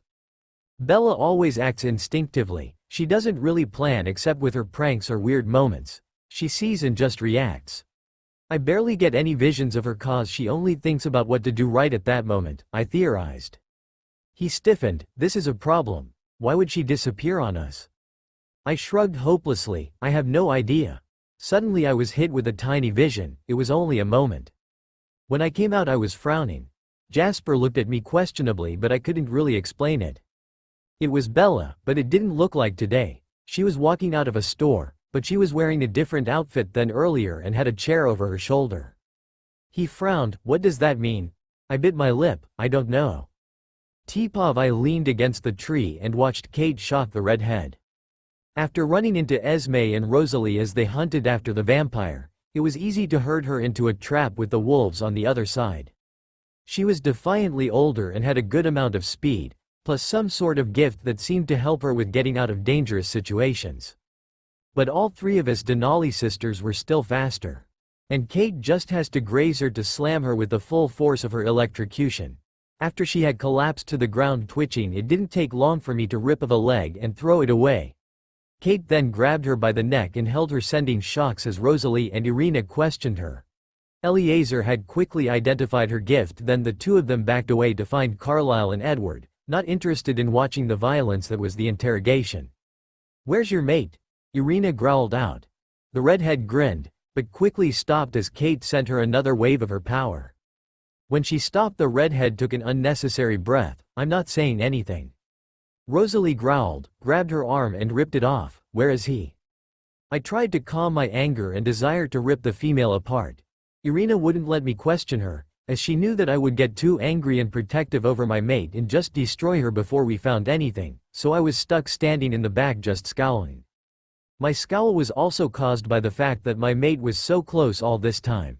She was only a few hours away and I had no idea. She already knew about vampires, which would make this so much easier for me. However, as soon as I arrived in Forks, she was off back to Phoenix, which was just annoying. I was also incredibly annoyed with Kate and Irina. I could have already been in the arms of my mate if it wasn't for their stupid argument. So I was having a wonderful time right now, not. Suddenly my head snapped up, the sound of vampires approaching rapidly. I tensed but relaxed as soon as I saw that it was Carlisle, Edward, Eliezer and Carmen. Edward immediately approached the kneeling nomad. "Where is James?" he growled out. My body tensed at his voice. I didn't know why, but I didn't like it. It was too protective. Edward snarled, "Damn, he's already after Bella." I tensed. "What?" Edward didn't spare me a glance. "He already left to Phoenix." I growled protectively. "He better not hurt Bella or I would destroy him." I didn't notice Edward's head snap to me as I was too focused on my mate. I was hoping that Alice had taken her away from Phoenix like I told her. My phone started ringing and so I quickly whipped it out and answered it, my mind quickly registering that it was Alice. "Alice, please tell me you aren't in Phoenix." "Tanya? Bella disappeared?" I tensed at her panicked voice. "What do you mean she disappeared?" I shouted. I ignored the redhead laughing and listened to Alice. "She went into the restroom and left out a different door." "Where'd she go?" "I don't know." "How could you not know?" I yelled out. "She has a flipping gift." "Bella isn't making any decisions. I can't see anything." I snarled. "I'm coming down there. We already have the redhead." "Okay, get here soon, Tanya." "I don't know what to do." I nodded and hung up. This was incredibly terrifying that my mate had disappeared. I was rapidly trying to think of ways to find her when a loud snarl interrupted my thoughts. I turned to see Edward glaring at me and shouting, "Bella is mine." He lunged at me. But those three words set off my instincts. Someone else claiming my mate made me react in ways that I could barely comprehend, let alone think and warn him. I growled and just reached an arm out, grabbing him by the hair and spun away from his outstretched arms. Satisfied, I walked over to Carlisle, stopping only to look at Kate. "Get rid of her, we have what we need," I ordered. I turned back to Carlisle as the sound of granite breaking ran through the trees. I smirked at how he was staring, mouth agape at what was in my head. What a pansy. I reached out and dropped his son's head in his arms. "Was that necessary?" he asked quietly. I growled, "If someone tried to claim Esme in front of you, how would you act?" He sighed and nodded, then quickly ran back to reattach the head. The scent of vampire burning as Kate used her lighter to burn the redhead's body filled the clearing. I made eye contact with Irina. "I'm going after my mate," I told her. She nodded. "Let's go." James Pav. I grinned as I heard the footsteps approaching, finally after several hours of patiently waiting. It had taken me several times to actually contact my prey to lure her. Usually eluding led to a greater thrill, but it seemed less like eluding and more like blatant ignoring. I shook my head of these thoughts. It didn't matter. I was the greatest hunter and she was the prey with the sweetest blood I had ever smelled. "Hello?" a female voice called out. Would a sadistic vampire currently be inhabiting the building? I frowned at her confidence, not that it mattered really. The stronger ones could be more fun, took longer to break them. I pressed play on the recording to lure her into the studio.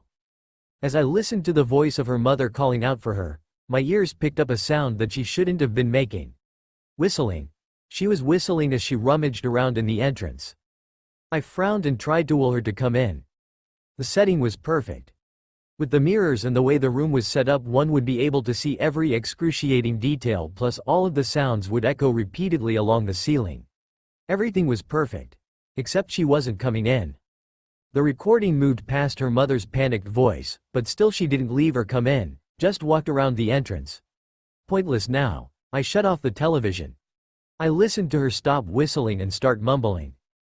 I remember this. Danced there, creepy old teacher. Oh well, let's get this over with. Suddenly the door swung open and the blood bag walked through. I frowned and corrected my thought. She didn't walk in. She strut in without a care in the world. Her shoulders were relaxed and her hands were tucked into a large jacket. Oh, hey James. I scowled at her expression. She should be feeling fear. Hello, Bella. Disappointed your mother isn't here? I asked sarcastically.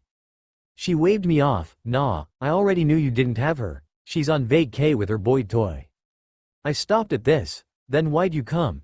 She shrugged. Couple of things. But doesn't really matter yet. You want to get this started? I scowled even harder. You're not afraid of me? She looked surprised. Well, of course I am. But panicking and acting like a little girl ain't really my thing. My fist tightened around the video camera. I was prepared for fear. I could crush human stupid confidence.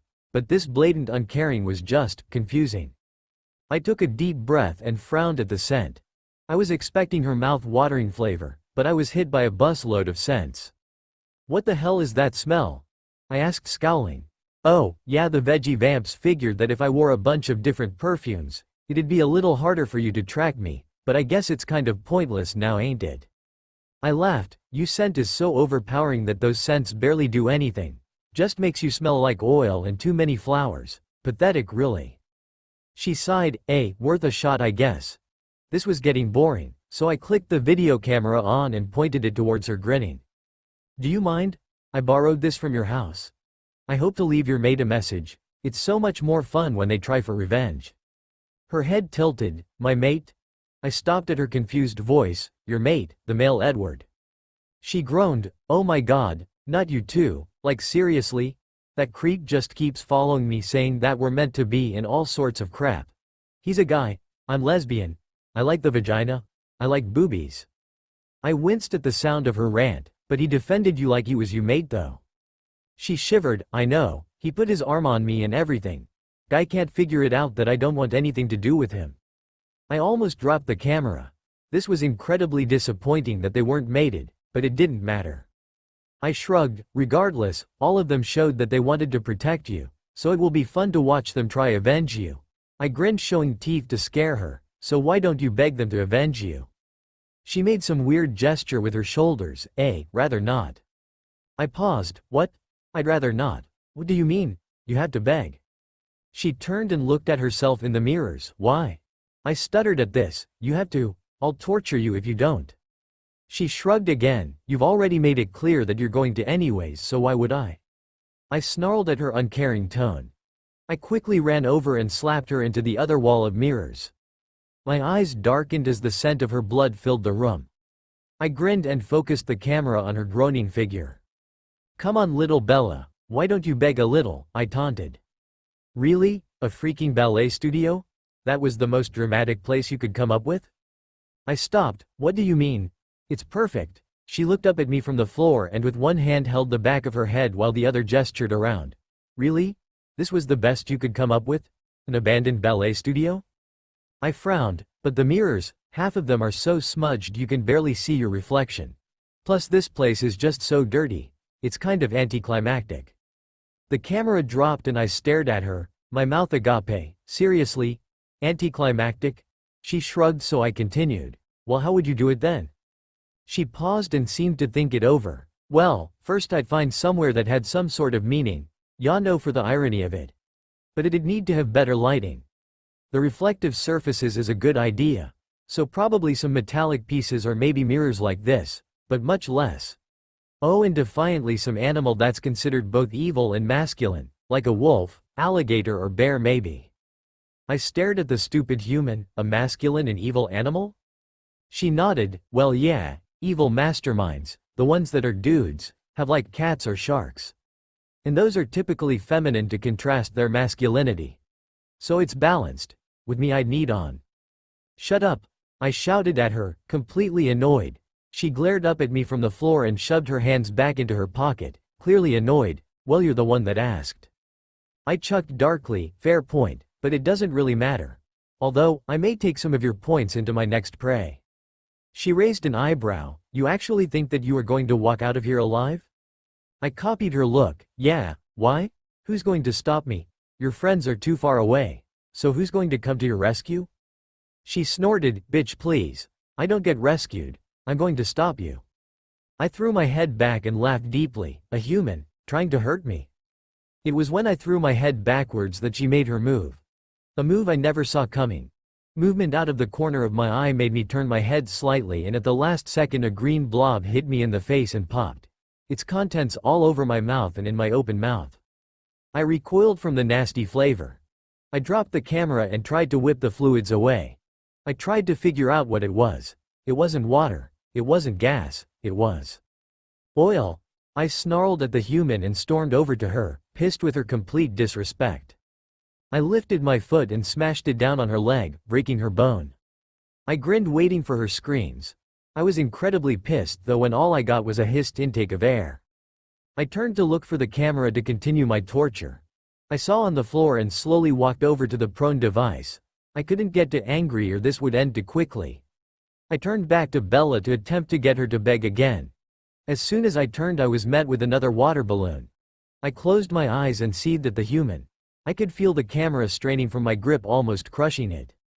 Do you seriously think that will hurt me? Nah, but this will. I rapidly opened my eyes, only to be met with a flash of yellow and orange. A pod Jasper was speeding in a dark car. We raced through the roads. Jasper had searched on his phone for ballet studios on a hunch and had found one that matched the one I had seen from a vision. And we were halfway there when I had a vision that confirmed that it was. Unfortunately, it showed Bella walking into the studio, towards a waiting James.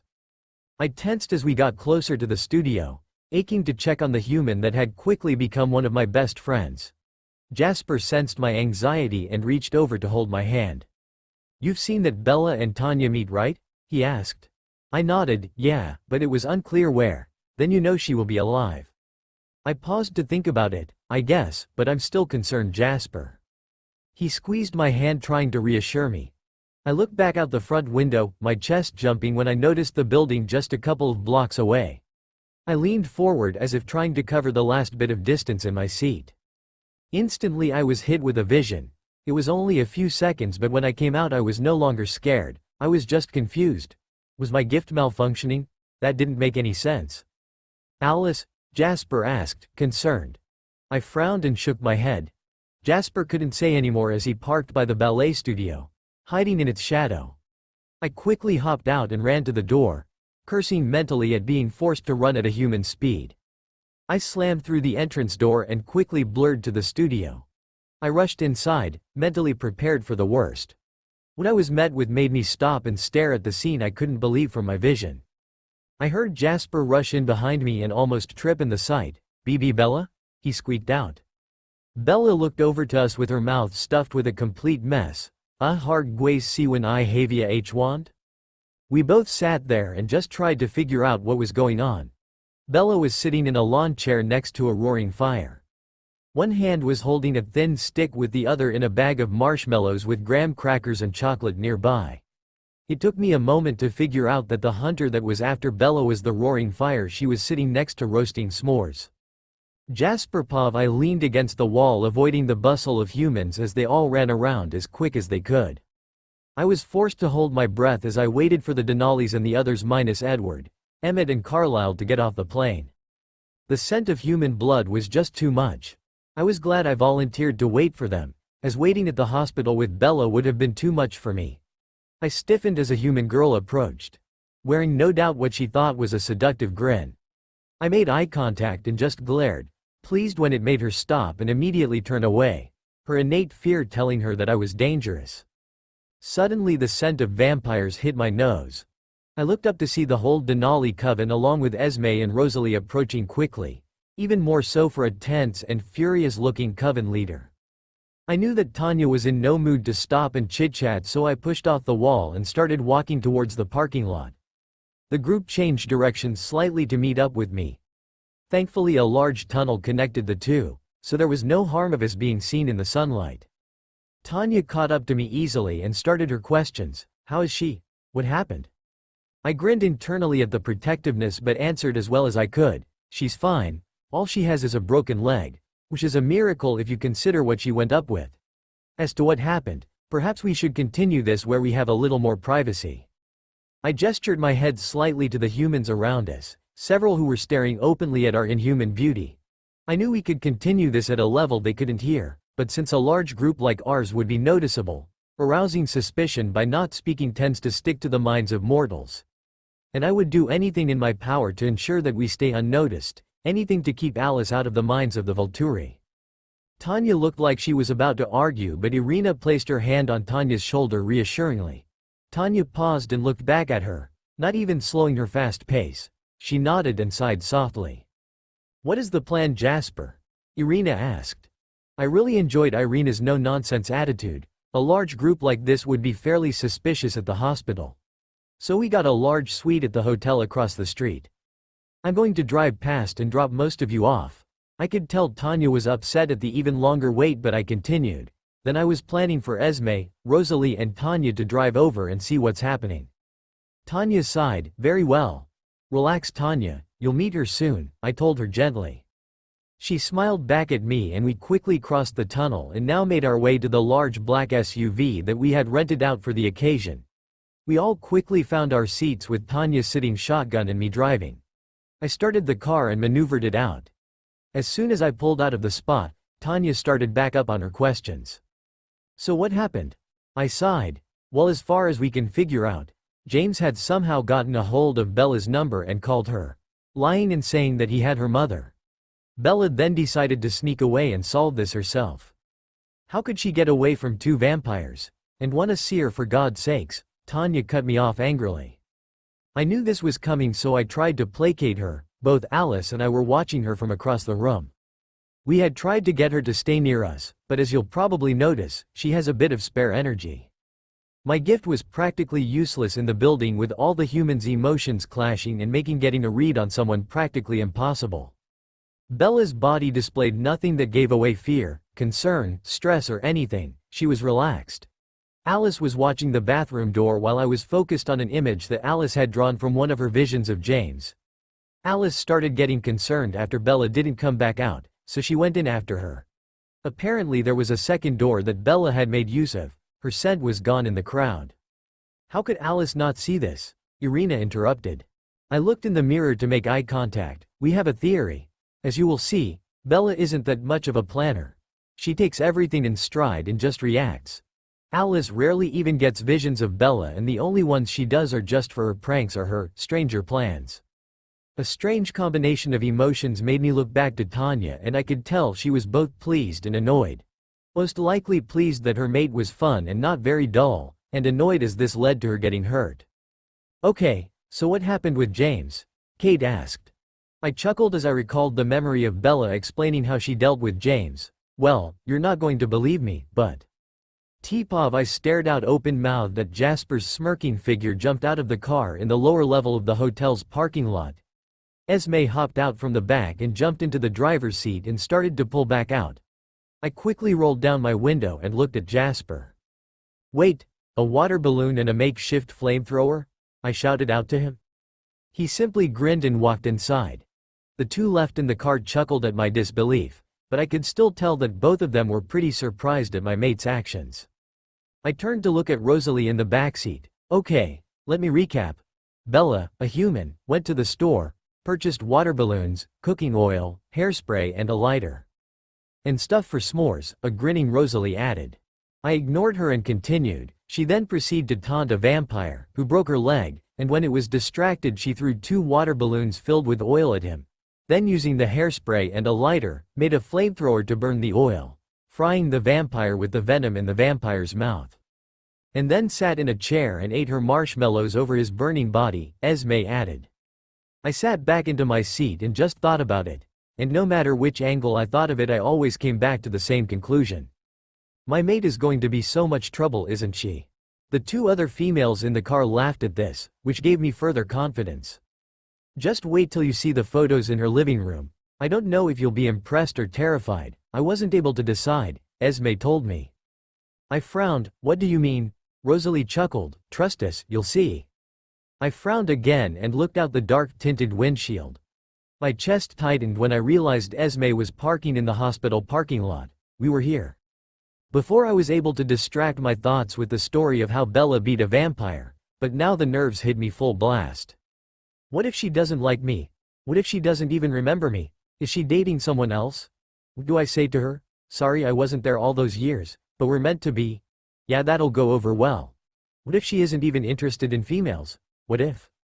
Stop asking yourself, what if? I looked at Rosalie shocked, but she just shrugged and hopped out of the parked car. I know the face, now stop it. I know you and Bella will be fine. I bit my lip but nodded. Alright, let's do this. The three of us hid ourselves among the shadows as we made our way to the hospital entrance. We entered the white building and we all tensed immediately at the scent of blood. I was the first to shake it off, followed by Esme and finally Rosalie.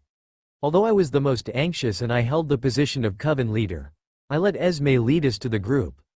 Her motherly vibe just put everyone at ease. A younger man thanked the desk worker for something before heading off. The nurse's eyes fell on us and immediately the sound of her heart rate picking up filled the entryway. Hello, can I help you? She asked nervously as her eyes studied our inhuman features. Esme smiled, which made the heartbeat skyrocket. Yes, we were wondering where the emergency wait room is. Our friend Isabella Swan is there. Her face fell slightly in what looked like annoyance. Of course, just follow that man, he's going the same place. We turned to see the same man from earlier walking off to the left. We said thank you to the worker and began walking away as she mumbled to herself. I frowned a little at what I overheard. So many, you'd think that just maybe limit, but no. Where can I find Isabella Swan? Where is Bella Swan? Can I see Bella Swan now? Geez. I was confused by her rabbling, and by the looks on Rosalie and Esme's faces, I wasn't the only one. We quickly walked down the halls, often having to stop breathing due to the overwhelming smell of blood. A huge double door with the words, "Waiting Room," was the only thing in our way when we turned the last corner. The young human male from earlier was by the exit talking to a bleach blonde female in front of the door. The two of them turned as we made our way over. The guy grinned but the girl gave us a stink eye. If I'm not mistaken, I overheard that you're here to see Bella too, the guy said lightly. Esme smiled brightly. Yes, in fact we are. I'm Esme Cullen and this is my daughter Rosalie along with our family friend Tanya Denali. He nodded to them but for some reason grinned at me. Hey, I'm Sparky and this is Jasmine. Just one question, are you her? I frowned at this confused but Jasmine scoffed, of course not, there's no way. I felt Rosalie tense at Jasmine's jealous tone. Actually, Tanya is. But she doesn't know about that yet. I only saw from Bella's list and put two and two together when she told me the story. Sparky laughed loudly. Damn, that's awesome, about time too. Jasmine clearly didn't agree with this view as her stink eye turned into a full glare at me but I just stood there confused as I tried to piece what we were talking about together. The human girl huffed before spinning and walking through the doors. Ignore her. Anyways, just check in at the waiting desk and I'll let everyone know that you're her. Should make this go a little faster for you. We all looked at each other confused but when he opened the door for us, we found out why. The waiting room was packed. Surprisingly most of them looked like they were part of the same group. And even more surprising was the fact that Alice was standing and talking with a couple of them talking freely. She saw us out of the corner of our eye, or a vision, not really sure which, and gracefully walked over. Hello everyone, she told us, smiling freely. Esme touched my arm. I'll go check us in. I nodded and looked back to Alice. Who are you talking to? She giggled. Well, at first I was here alone. Then someone who knew Bella sent out a text saying that she was back and in the hospital and next thing you know the room starts filling up with a bunch of Bella's friends. My eyes widened as Rosalie sighed. Seriously? She nodded. Yup. Apparently the nurse started a whole new list just for people here to see Bella. There's a line. I huffed. Really? I had to keep waiting? I knew I was being whiny but I hadn't seen my mate in 5 years and just knowing she was in this building was driving me crazy. Out of the corner of my eye I noticed a group of guys heading over. I groaned, seriously, men have one-track minds when they see an attractive female. Excuse me, the one in front said, are you really her? Startled I leaned back. What? Alice giggled, sorry Boards, she doesn't know about the list. But yeah, she's her. Boards, strange name, and all the guys sighed dramatically and let out a relieved, finally. I leaned in, what do you mean that I'm her? They all looked at each other questioningly before one of the guys shook his head. Alice apparently agreed, why don't we let Bella explain that? Boards laughed, oh yeah, I'm sure she'll get around to explaining that. You know, right after she tries to take off her pants and have, and I quote, wild monkey sex. My jaw dropped and my thoughts ran wild monkey sex? Everyone laughed at my expression, which didn't exactly reassure me or clean up my thoughts. The worst part was that I didn't even have a face to go with my fantasies, but somehow that didn't seem to stop them from running wild. After some time of me stressing and waiting, others would come up and ask if I was her, and I would still have no idea what they meant. Occasionally someone would return and the next person on the list would leave to visit. Then Alice got a vision. Thankfully it was a tiny 2-second moment that none of the humans noticed, but the terrified expression that she grew caught everyone's attention. Sparky? The kid looked at her. Yup. Alice looked sheepish. I haven't known Bella long, but do you think she'd run off and do something stupid? Everyone stopped. I wasn't sure who said it or if they even heard themselves say it. But someone whispered, crap. I stared down at the empty bed trying to figure out the flurry of emotions. Annoyance was the biggest one. Followed by desire. Then more annoyance. Actually the emotions were pretty easy to figure out. It was mostly annoyance. Though it was slightly hard to tell if it was at Bella or the situation. She probably couldn't have gotten far, Sparky tried to reassure me. I didn't respond, so another human did. You kidding me? Last time Bella broke an arm, paid for everything, then was gone in under an hour to go to a skateboard park. Girl can vanish. There was the sound of someone smacking an arm to shut the human up. Tired of the talk I spun around and quickly left the room with my mind stuck on one thing. Once it got dark, I would find my mate. BPOV, come on, I begged. I don't have to jump, I just want to go up with you guys. Jason shook his head. Hell no, last time you came here with something broken you snuck on a parachute and jumped when I wasn't paying attention, so no. I groaned and kicked the chute I had packed. Being grounded was so boring. I mean, it's just a small break and a few stitches on the back of my head. Sure, it's totally illegal to jump with something broken and or slightly high on medication, but that's not that bad, right? Yes, everything is slightly woozy, but Jason knows that I could do a jump blindfolded and at night. Hell, I have done that. But no. Bella can't jump on literally the best weather of the year because she has a tiny, slightly bigger than tiny, break in her leg that forces her to use crutches and take pain medication and refrain from operating heavy machinery and, guess I probably shouldn't. I huffed and limped my way off toward the park towards Jasmine's car. The girl was so easy to convince to help me get out. Just asked if she would be willing to take me to go parachuting. She agrees, thinking I mean later. I hop out of bed and say let's go. She panics. I ask her to run down to grab the forms. She panics. Then I guilt trip her into taking me. Easy peasy. Jason tell you that you can't go? Jasmine asked, leaning against the hood of her car. I shrugged. Yeah, sucks, but it's probably for the best. There may or may not be two of you at the moment. She chuckled lightly at my humor. Then her eyes dropped slightly and she bit her lower lip. Ah, crapola with peanut butter, here it comes again. Jasmine and I met in sophomore year of high school. She was shy, quiet and, most importantly, brunette. I, being the super and amazingly friendly plus incredibly awesome friend that I am, befriended her and tried to break her out of her shell. And when she did, whoa. Chaos and attitude all around. Uno problemo. She thinks that we should be together. One day, she finds out I'm lesbian too. Next thing I know she's after me like Sparky after a plug. God, that joke never gets old. Anyways, I kindly told her that she wasn't my type and that there was someone out there who I was looking for. She took this to mean, change everything.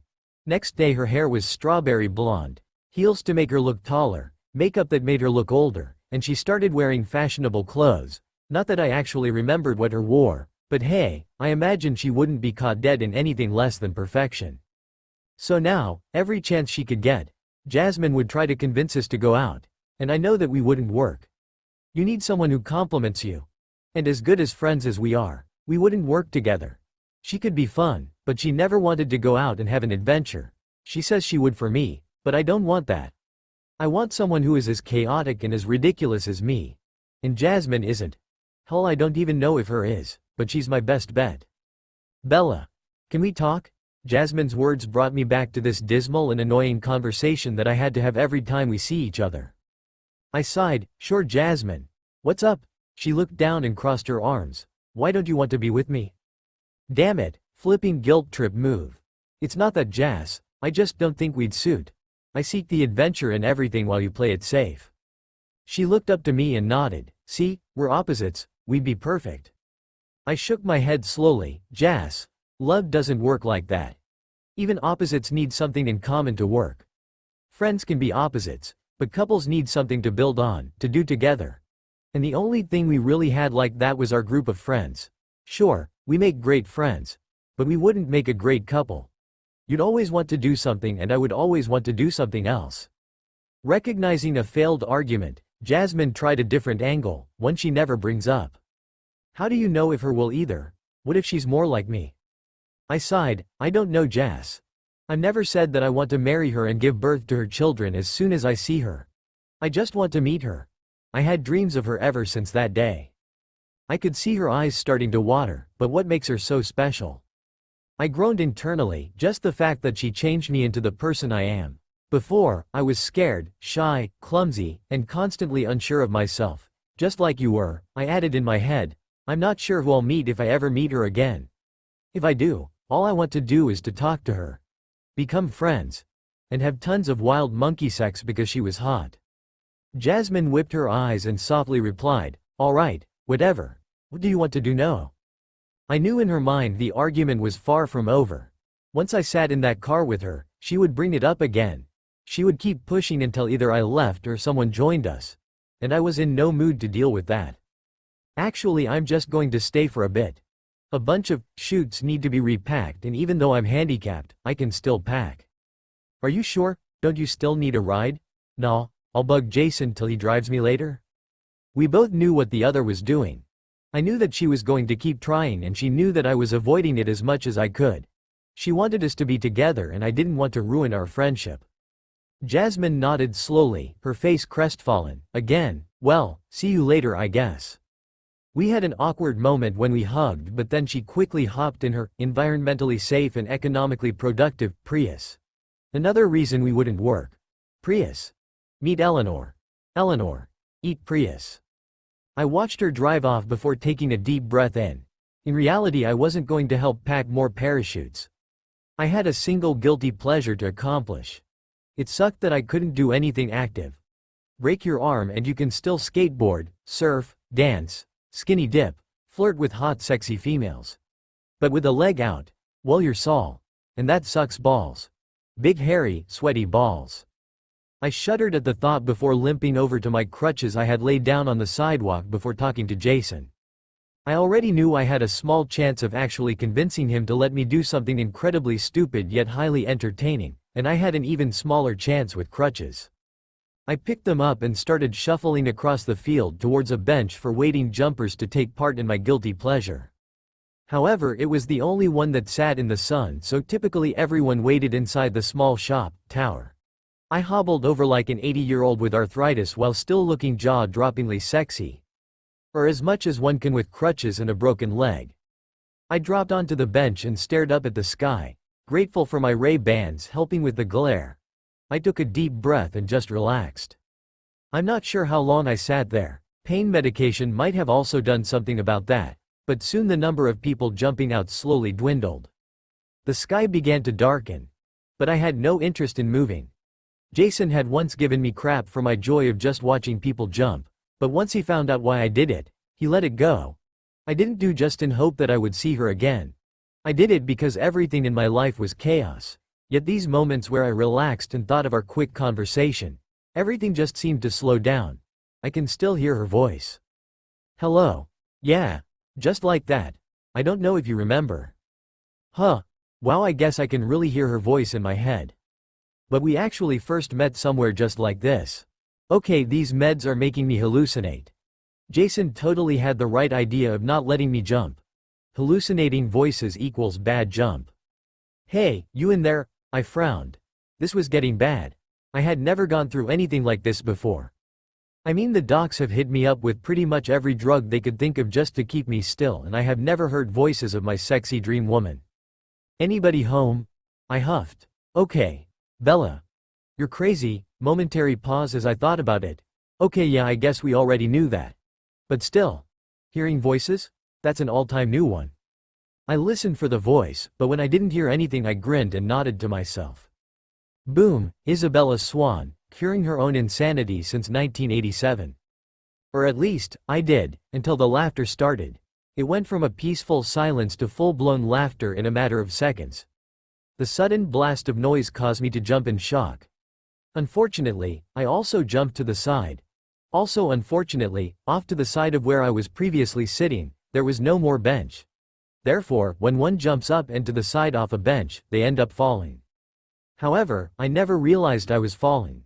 Only 3 things registered in my mind. First, the strong pair of arms that kept me up.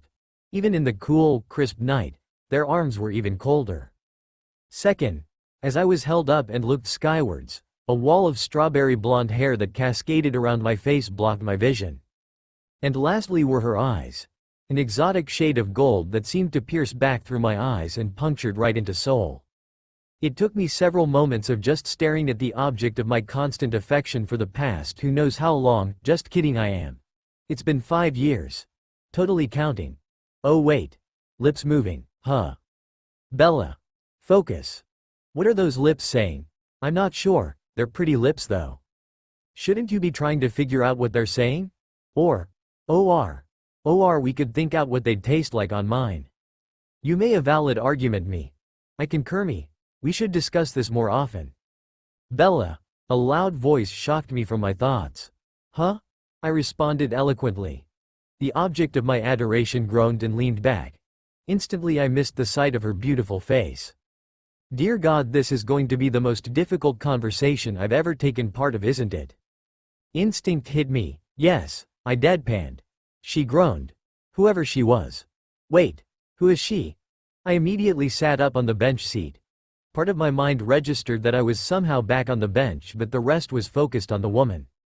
Then my eyes once again found her face and all the air left my lungs, or I took a deep breath in. Not really sure at this point. But staring at her face brought back all the memories of meeting her on the edge of a field. Talk.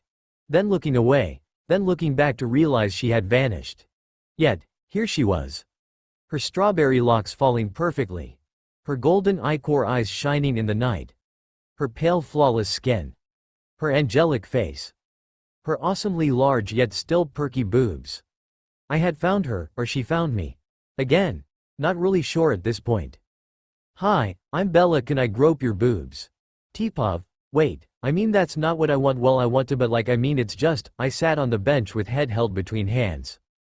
Seriously, can I grope your boobs? Several years and that's all she can say? It's not that I don't want to, 'cause I definitely do. It's just something that should be saved for the 3rd date. Or the 2nd, if you're into that kind of thing. Me? I could go either way. But I wouldn't like no pressure you into anything. Like I would let you. I sighed in relief at the silence. One would think that exposure to Kate would cause them to be slightly more prepared for constant talking. Yet as listening to Bella talk for the last 10 minutes non-stop, oblivious of my attempts to interrupt her tirade, even a saint would lose their patience. A warm wet feeling caressing my palm interrupted my moment of peace and serenity. I looked back over to my mate, and my hand covering her mouth, exasperated. She ignored my look and continued to lick my hand in hopes that I would let her go. I smirked at her attempts. I could handle anything this little girl threw at me. Then she changed her pace. My eyes darkened as she slowly dragged her tongue across my sensitive palm. At the peak of her lick, she flicked her tongue off and finished with a moan that sent way too many thoughts running through my head. I immediately ripped my hand away from her hand in an attempt to curb my desires. As much as I desired to claim her here and now, I couldn't just yet. The smirk that adorned her beautiful face irked me, along with her words, "I win." I scowled playfully back at her, "Next time, you won't." She grinned, "Let's start over. I'm Isabella Swan. Call me whatever you want except mine." I frowned, "Why can't I call you mine?" Her grin grew. "Well, you're obviously mine, and we can't both be mine." I sighed and placed my head back in my hands. "Hello. My name is Tatiana Denali. You can just call me Tanya." The brat shook her head. "Nope, defiantly calling you mine." I smiled lightly and felt warmth in my chest at her words, but quickly changed my expression and rolled my eyes. "So can I ask why we are once again meeting at a skydiving field?" Well, I was bored, so I figure I'd come here and see if the boss man would let me jump." Insert pause where my vision started to go red. "Let me get this straight, you got your leg crushed." Nod. "Had to go the hospital." Another nod. "Put under while they fixed you up." More nodding. "Given pain pills after waking up." Replies with gesture often described as, nod. "Then you decided to leave the hospital and go skydiving?" Grinning and nodding. "Are you freaking insane?" Slow nod. Well, that makes sense then." Bella chuckled. "Relax T, I've jumped with worse before." "That doesn't reassure me at all." How about another do-over?" Bella asked sheepishly. I groaned into my hands. This is going to be exhausting. Did Tanya find her?" Esme asked, her voice filled with concern. I chucked and nodded. "Oh yeah, and now Tanya is getting the full force of the Bella chaos. And she literally has no idea how to deal with her." Esme smiled but still looked nervous. "Are they going back to the hospital?" I frowned and focused a little. "I don't believe so." Esme huffed. "That girl worries me sometimes." Jasper laughed from the other room. "Sometimes? Really? Only sometimes? She went after a vampire with water balloons and a hairspray bottle and she only gets sometimes?" She huffed again but still nodded. I grinned at the two before focusing back on the future of the two lovebirds. "Tipov, what's your favorite color?" I frowned at Bella's innocent expression. "Too innocent, why?" She rolled her eyes. "'Cause I'm curious, that's why." My eyes narrowed but I answered slowly, "Red." Then came the pregnant pause. Bella's face started to flush as she looked right back into my eyes. Her lips began to switch between pursed or biting one lightly. Then came the choking sound. Fear gripped my chest. "Bella? Are you okay?" Bella exploded. I stared down at the human girl as she rolled on the floor laughing. Full body, barely breathing, chest bursting, and snorting laughter. And I just sat on the bench completely confused. However, Bella didn't leave me confused for long.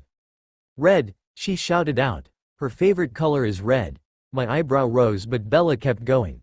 "The vampire's favorite color is red."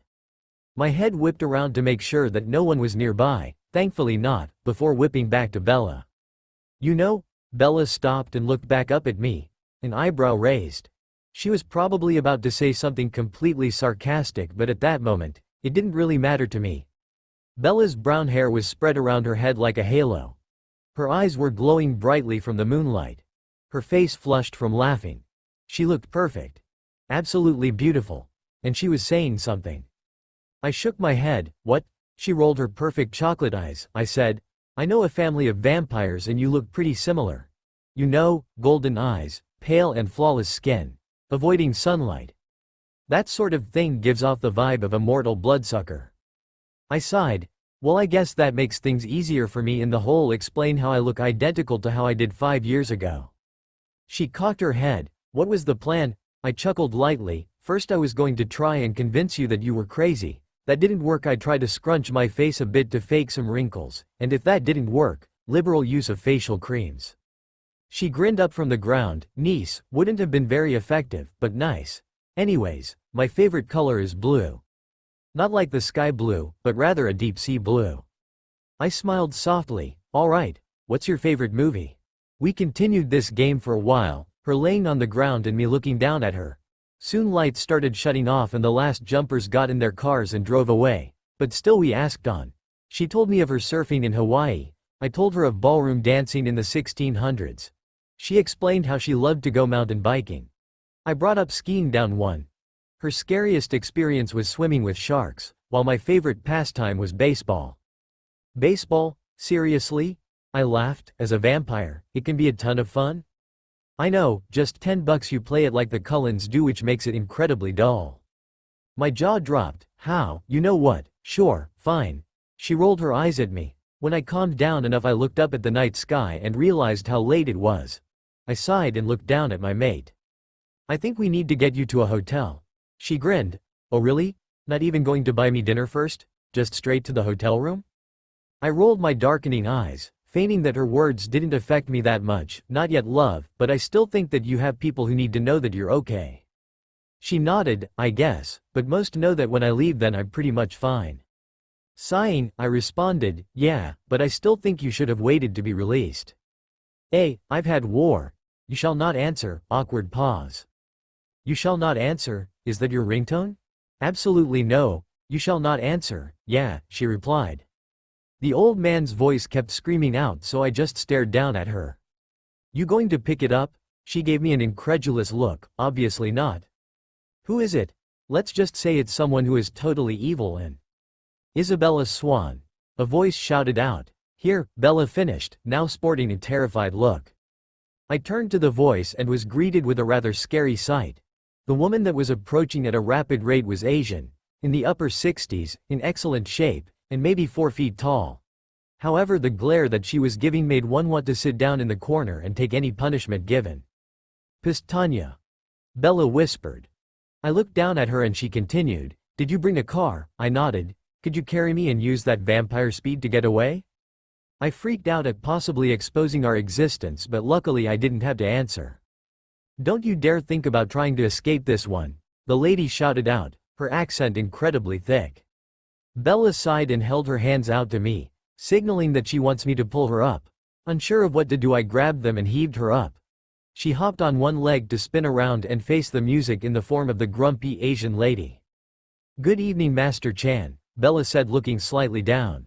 The newly dubbed Master Chan responded, Don't try that with me, young lady. You're to follow me back to the studio and thank everyone who came for you at the hospital. The lady didn't even wait for Bella to respond before spinning around and storming back to a parked car. Bella sighed and looked at me, a question dancing in her eyes. A question she did not have to ask. Of course I will come, Milachik, I told her softly. She smiled back, thank you. She held out of her hand and I immediately grasped it within my own. Bella, unnecessarily, tilted her head to the side both ways, popping it. I winced at the loud cracking sound, but Bella breathed in a deep sigh. Alright, let's do this. Everyone here is a friend of yours from the city? I asked in disbelief. Bella nodded at first, then stopped. Yay, wait, no, I breathed in a sigh of relief. Then she continued. Megan Chan over there, for some reason she doesn't like me. I palmed my face. One person. In a crowd of what felt like 100 people, only one didn't like her. This made my hopes of turning her significantly harder. Once you change, you have to stop associating to your old friends, and with the way my mate acted around others made me think that letting go would be next to impossible for her. However, there was a bright side. Ever since we had arrived, she had not let go of my hand. She would introduce me to whomever she was talking to, strangely giving both names and nicknames. Yet every time she introduced someone new, my heart clenched at telling her she had to say goodbye. Hey doorbell, I sighed. Another nickname for Bella. Her friends would come up to her and practically every single one had a different nickname for her. I frowned internally as I recalled the 6'4" black male calling her Al in a gruff voice. How did he get Al from Bella? I wondered. What's up, Sparky? Bella asked the boy who walked up. He grinned. I was wondering if I could borrow Tanya for a minute. Both of us frowned. I was unsure about her, but I wasn't in the mood to leave her side. Even though we'd talked about some of our favorite things, I still felt like there was something we hadn't even talked about yet. Something that was holding us back. And I was racking my brain trying to figure out what, and until I didn't want to let go of my mate. Bella sighed quietly. Okay, but please, just stay nearby.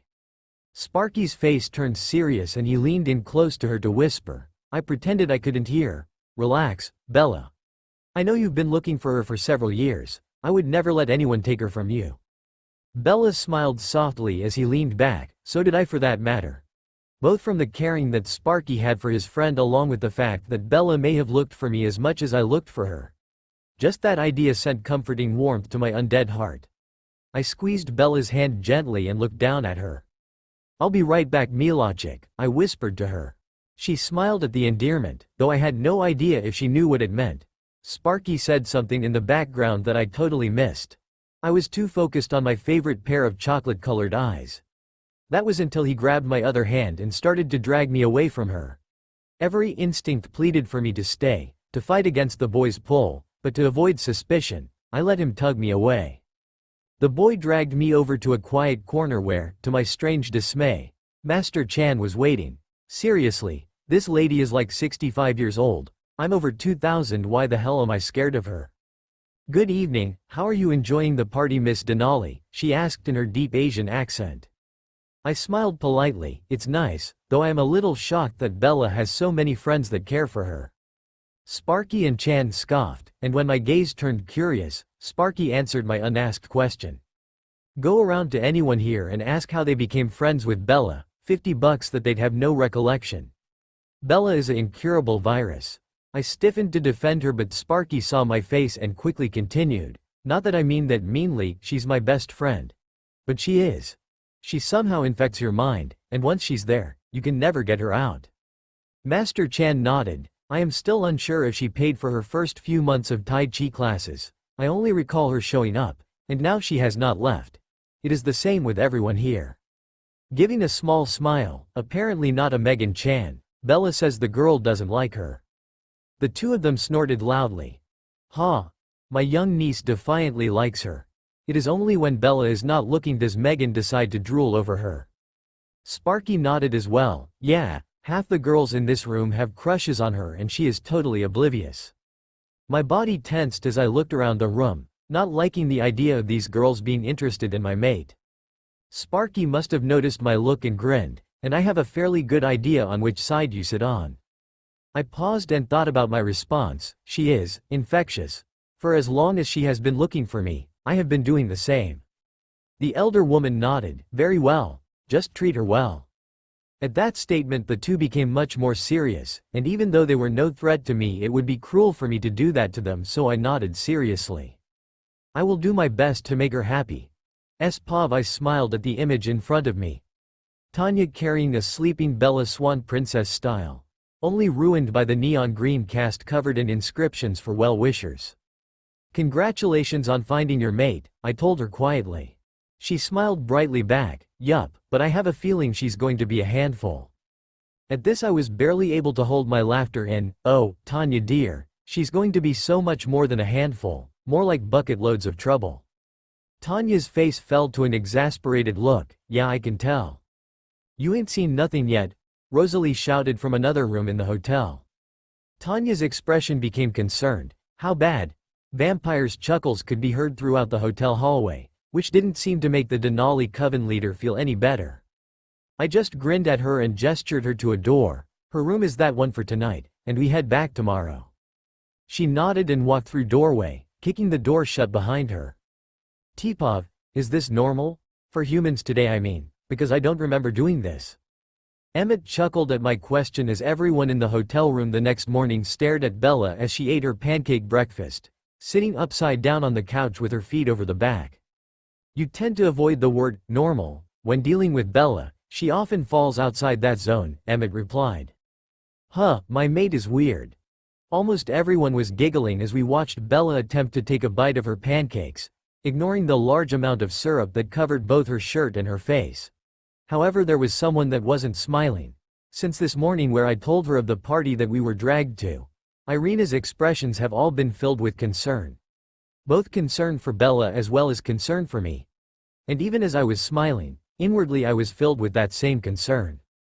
"Bella, may I speak to you for a moment?" Irina asked softly. Bella leaned back slightly and looked at Irina, having just been introduced to the rest of the Denali Coven, her face speckled with dots of syrup. "Sure hun, what's up?" I shook my head at my mate and blurred over, quickly flipping her the right way and grabbing a damp cloth to wipe her face. Leaning back I observed my handiwork and nodded to myself. She smiled brightly up at me and then turned back to Irina.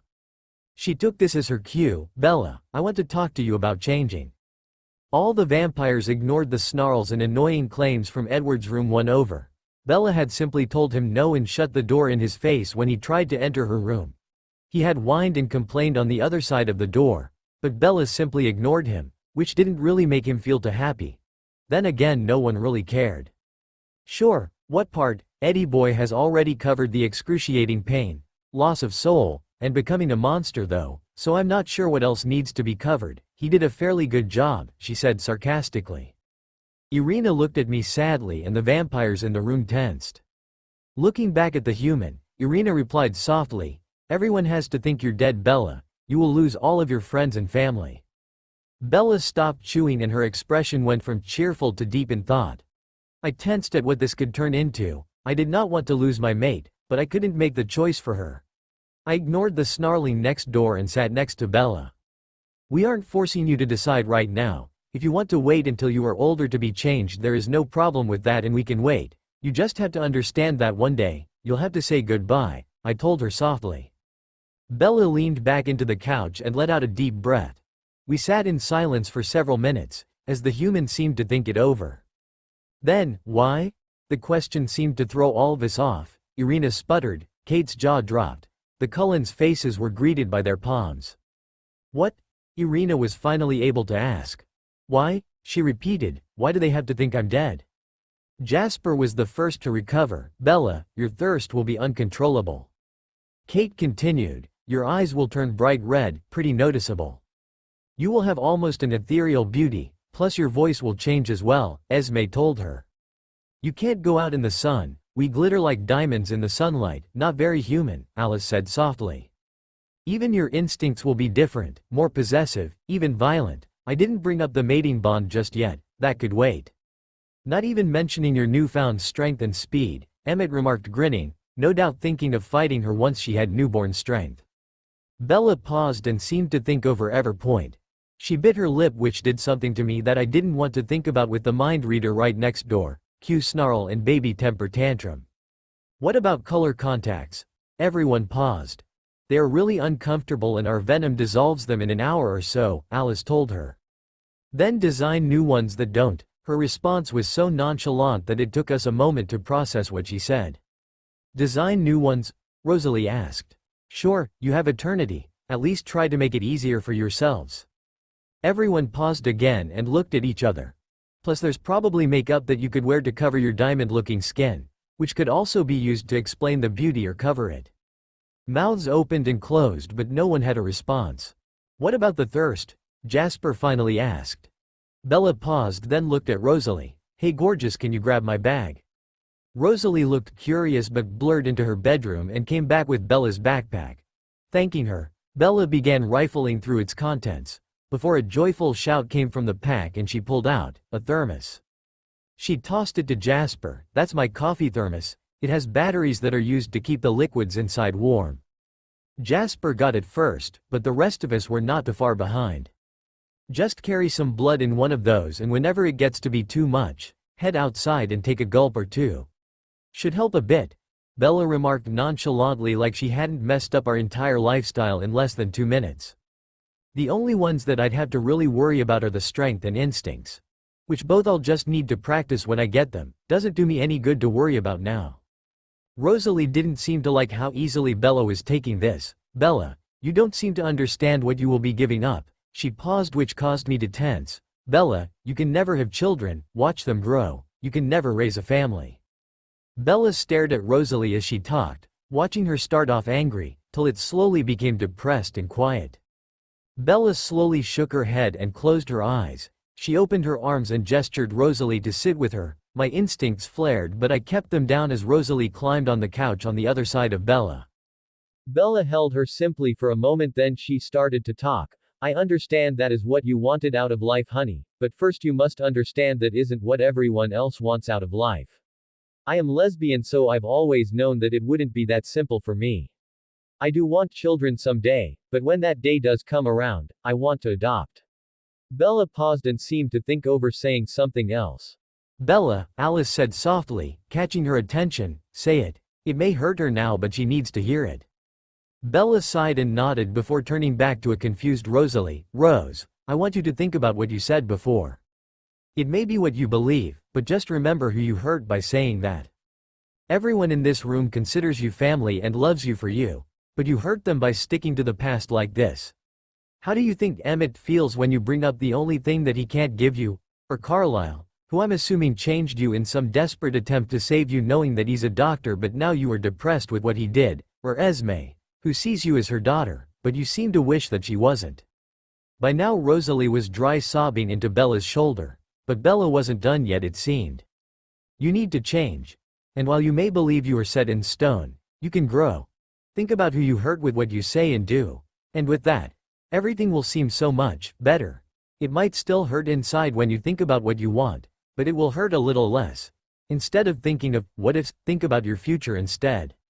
Rosalie nodded slowly into Bella's shoulder, her dry sobs slowly receding away. Pav Tanya, Bella and I sighed softly as we finally passed the sign welcoming us back to Forks. It is always a wonderful thing to come home after a trip away. I looked in the rearview mirror and smiled softly at the sight. When we had first started driving out, Bella and Tanya were both on opposite sides of the car but talking easily. However, it didn't take long till Bella moved over into the middle seat and rested her head on Tanya's shoulder, whose head quickly rested on Bella's. It was an adorable sight. I focused back on the road to give them privacy as they continued to just talk and try to get to know each other. Teapot Bella held on tightly to me, just a few more seconds. Esme shook her head chuckling softly. You'll see her again tomorrow Bella, you don't need to worry. Bella shook her head and in a quiet voice replied, Sorry Esme, I'm totally going to worry. I've been without her for over 5 years and some part of is worried that this is just some horrible elaborate dream that I will wake up from tomorrow and go back to spending every day waiting for her once more. I swooned from her words and I could see Esme doing the same, it was just so romantic. Plus we haven't had wild monkey sex yet, so I think that she should come with me, in multiple ways. I sighed and pulled her hands off my butt, which they had dropped to a moment ago. Between you and Kate, I'm never going to have a sentimental moment again am I? She laughed loudly then stepped awkwardly away, her large boot-like cast making a loud thunk on the concrete of her walkway. Bella leaned over and pulled Esme in for a hug. I knew that I had nothing to be worried about with those two, so I was comfortable. See you later hot stuff, my furniture should be getting here soon, and when it does I'll invite you over so we can get dirty in my room again. Slightly less comfortable. After they let go of each other with Esme saying she had no problem coming over to help, I leaned over once more, both sides of me wanting to hold her once more. The vampiric side wanting to cover Esme's scent with my own, and the human side to just prove once more that she was real. Bella didn't seem to mind this at all as she easily embraced me once more. Esme just sighed and shook her head while smiling. No doubt thinking of how similar she was with Carlisle in the beginning. After a few moments of simply holding on to her, I pulled back and let her go. She smiled softly up at me before opening her mouth to say something before snapping it back shut. She shook her head to herself before backing up a few steps, her brows furrowed as if she were arguing with herself. I frowned as I watched her turn around and start up the walkway towards her house, concerned over what wasn't said. Just as I was about to say something, she paused and appeared steel herself. She turned around and looked at me. Hey Tanya? Yes Milachik? A hand slid up and grasped a lock of hair and twisted it around her finger. Say this week I work hard to catch up on my schoolwork and make sure I still have a job. And say next weekend is cloudy. Would you be interested in going with me somewhere? Like as in a date? I smiled softly up at her, my chest soaring. I would be very interested, Milachik. Her face lit up in a way that made my whole existence feel small. Great, I'll talk to Alice and see if I can figure something out. She turned back around and walked the rest of the way to the door before opening the door and looking back. Bye Tanya. She whispered softly.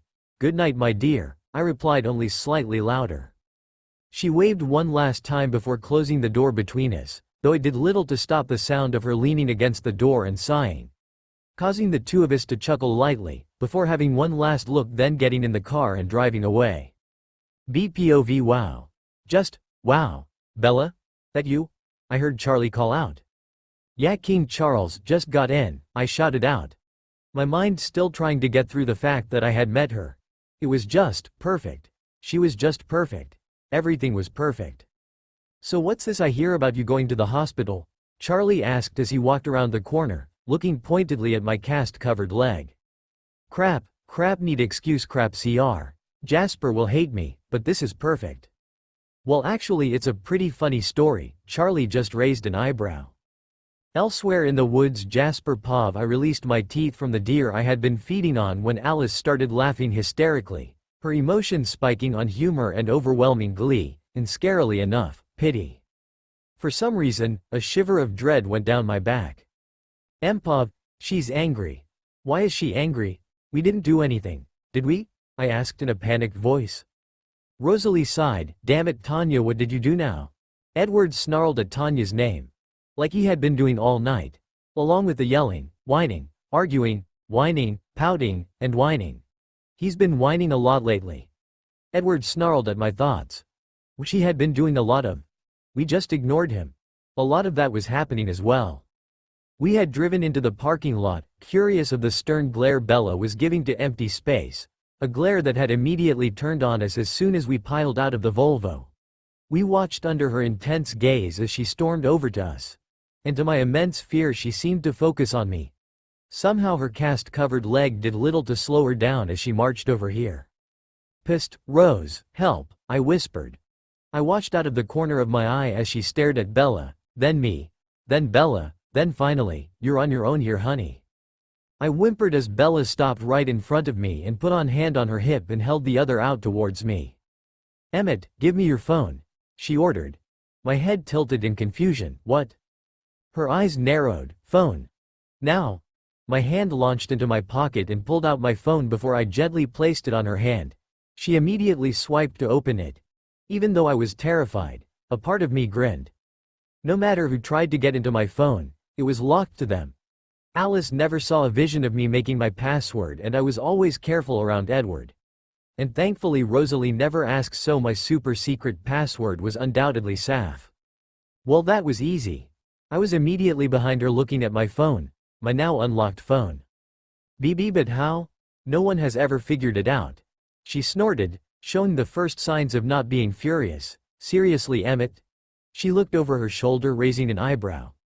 The rest of the family leaned in, hoping to hear the password to my safe haven. 6969 is not exactly the most secure set of 4 numbers. It was my second guess. I sighed dramatically as I looked at my family's reaction. Rosalie just face-palmed, but then again she does that a lot with me. Alice giggled into her hand and Jasper rolled his eyes, mumbling how he should have known. Edward pouted. I looked back down at my phone as Bella swiped around before, to my even more confusion, clicking on contacts. She quickly swiped through before slowly turning to face me in disbelief. I quickly avoided eye contact. Seriously? Really? Does every single one have something to do with cheese? Everyone's faces showed their confusion as they looked between the two of us. Bella looked down at my phone and started reading aloud.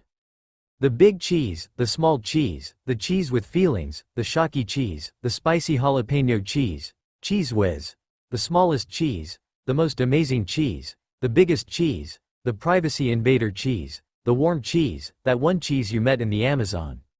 I looked back at everyone as they stared at me, not showing any emotion. What? I asked. RPOVI married an idiot. I love him, but he's an idiot. I sighed as I pulled my hand from my face again. Bella, I said as I watched her continue to scroll through my moronic mate's contacts, you're not going to get anywhere with that. What do you need? She looked at me confused. What do you mean? I know who most of these are. I simply closed my mouth, turned around, and rested my head on the Volvo. The day just barely started and I was already exhausted. Jasper made a choking sound. You understand him? Of course, big cheese is Carlisle, small is Esme, one with feelings is Jasper. I'm the spicy jalapeno, Kate is the shocking. Rosalie is obviously the most amazing. I smiled slightly into the car for that. And the privacy invader is Edward. Who's the biggest cheese then? Alice asked. Bella giggled. I guess that's Emmett's number. Probably keeps forgetting it, so he made his own contact. I removed my head from the car and looked over at my husband, simply raising an eyebrow, and judging by the look on his face, if he could, he would totally be blushing right now. I watched as Bella continued to scroll through the phone, mumbling to herself. Nope, not that one, nah, that not it, Here we go. The Canadian Big Cheese. She looked over her shoulder at Emmett. This her? Oh, yeah, that's her. Emmett nodded like it all made sense now, while the rest of us were still beyond confused. She nodded, then pressed call, placing the phone up to her ear.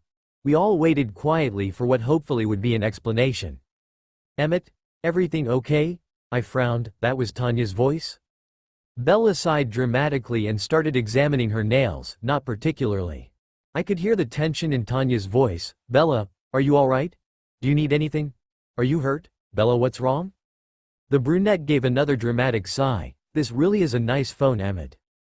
The pieces clicked for me, making me pinch the top of my nose. I wasn't even aware vampires could get headaches. Hopefully Tanya would get it. You want me to get you the same phone Emmett has? Guess not. This time Bella's sigh wasn't for dramatics now. Tanya? Yes, honey? Yes, Bella? Whose phone am I calling you off of? Emmett's. Why do you? Oh my god, I cannot believe I didn't give you my number. I am so sorry, honey. I smiled at the panic Tanya was feeling right now. It's fine. Are you sure? I feel so bad. I should have remembered. Yup, I totally understand. Oh, thank you, Bella. I'm in trouble, aren't I? I will be building you a doghouse so you can sleep in it. The four of us, excluding Edward, laughed at this. I could hear Tanya sigh through the phone. I am so sorry, Bella. Just copy my number off Emmett's phone and I'll make it up to you. Nope. Huh? Nope. You're going to be asking me for my number. My first warning was Alice's squeal, which was then followed by my second of Edward's vicious snarl and storm off. You will be asking me tonight. Somewhere with dancing. Where I will be dressed up and you will of course tell me how good I look. And then you will spend the rest of the night attempting to do two things. 1. Getting to dance with me. 2. Getting my number. Any questions? I could hear Tanya pause. Do I get any say in this? One of Bella's eyebrows rose high. I was thinking that since you get to see me all dressed up for the occasion you wouldn't entirely mind. I smirked at the choking sound Tanya made. But if you're that against it we could always go back to the doghouse idea. I looked on as Bella got a wicked glint in her eye. In fact, I could get you a collar too. I don't mind the id. Nope, let's go with your first idea. I'll meet you there, and do what you get your number. Okay. Good girl, Bella said with a smirk, causing Emmett to release one of his deep laughs. I could hear Tanya sigh gently into the phone. Suddenly Bella's whole demeanor changed slightly as her smirk turned into a small smile. Okay then, bye, she said softly. Tanya reciprocated her tone. Goodbye, Isabella. Her cheeks took on a slightly pink color as neither of them hung up after a moment. Bye. Bye. Awkward pause for a long moment. Are you going to hang up? I wasn't planning on it. I had to go to school soon. I see. Silence. Are we going to be that annoying couple that tells each other to hang up? Are we a couple? And for the first time I was witness to a complete and full Isabella Swan blush. I can't. Oh wait, I don't. I have to go. Bye, she finished with a shout. Wait, click. We all stared silently as Bella attempted to wrangle in her tomato-colored blush. Once upon a time it would have made my mouth water at the taste of her blood that saturated the air, and the rapid pound of her heart would make me want to pounce. But now all it made me, and the rest of my family including Jasper, do was start to smile. Bright red, Bella pointed a finger at Emmett and slowly moved her arm till it had pointed at all of us. You saw nothing. You will say nothing. Or I will hurt you, somehow. I will find a way, she threatened. Emmett waved his hands back and forth in front of him. Don't worry, Bella. Our lips are sealed. Her eyes narrowed at his completely innocent face. They better be. She nodded once, paused a moment, nodded once more, then turned and walked away. No, you hang up first. God damn it, Emmett, I am going to kill you. Are you sure it's not too much? Bella asked again, fiddling with the hem. I rolled my eyes once more as Alice answered. Yes, it's perfect. It's short enough to dance with but long enough that it won't look like you're willing to put out. Besides, you picked it at the store, regardless of saying that red was Tanya's favorite color and that you, quote, wanted her to drink you up. I rolled my eyes. Why didn't you go with the red one? I thought I saw one. She nodded. Yeah, but with my cast the whole black on red wouldn't look too good, so I'll have to wait for the drinking till later. I sigh half-heartedly, threw up my hands. If you're so confident that she'll, I made finger quotes, drink you up, Then why are you so nervous about this? Bella bobbled her head noncommittally. I was confident, but now that I have it on, I just don't know. I raised my eyebrows as I took in the dress again. It was a shoulder-less black form-fitting dress that ended just above her knees. And by form-fitting I meant that it clung to her like a second skin. It was padded in the front, hiding the lines of her bra, and only the small lines on her waist outlined the sides of her underwear. On one foot was covered in a knee-high boot, while the other was covered in a knee-high cast. Honestly, she looked incredible, and with how nervous she right now, I had no problem attempting to raise her confidence. Don't worry, Bella, you look absolutely stunning. Tanya will love it. It was like a switch flipped, as Bella's grin grew wide as a Cheshire cat's. So you like what you see here, Red? Well, I guess her confidence is back up.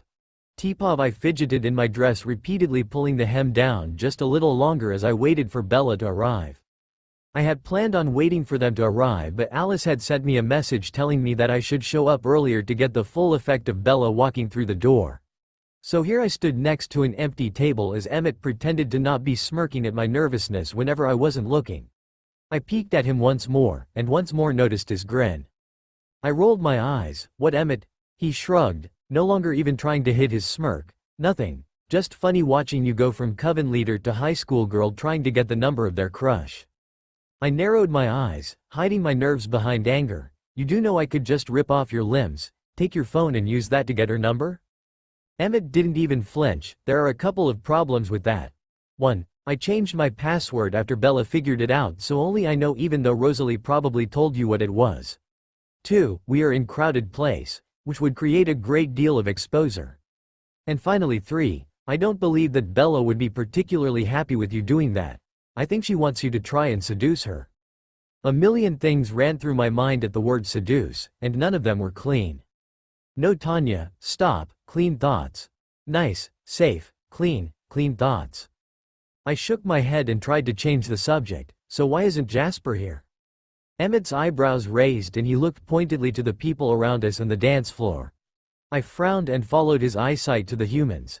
The heavy breathing, sweaty, hearts-pounding humans gyrating against each other, creating an assortment of aromas that made it difficult for even me to breathe, and judging by the darkness of Emmett's eyes, he was having difficulty too. Jasper's the newest to the diet. He didn't think he could handle this without snapping, Emmett informed me. I nodded and was about to respond when my ears picked up the sound of laughing through the audio mess that was blasting over the speakers and over the voices of everyone screaming in the crowd.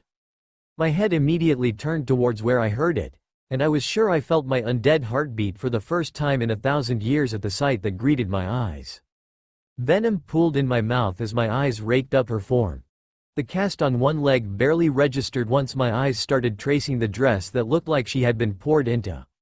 I was forced to swallow as I took in her face with the light shading of makeup and her messy ponytail, and God, I want to run my fingers through her hair. I shook my head as I watched her eyes move through the crowd before lighting up on me. I could see her eyes looking me over, and I thought about what she would see. The silver dress went to right above my knees, and with my gladiator strap sandals I was confident in my look.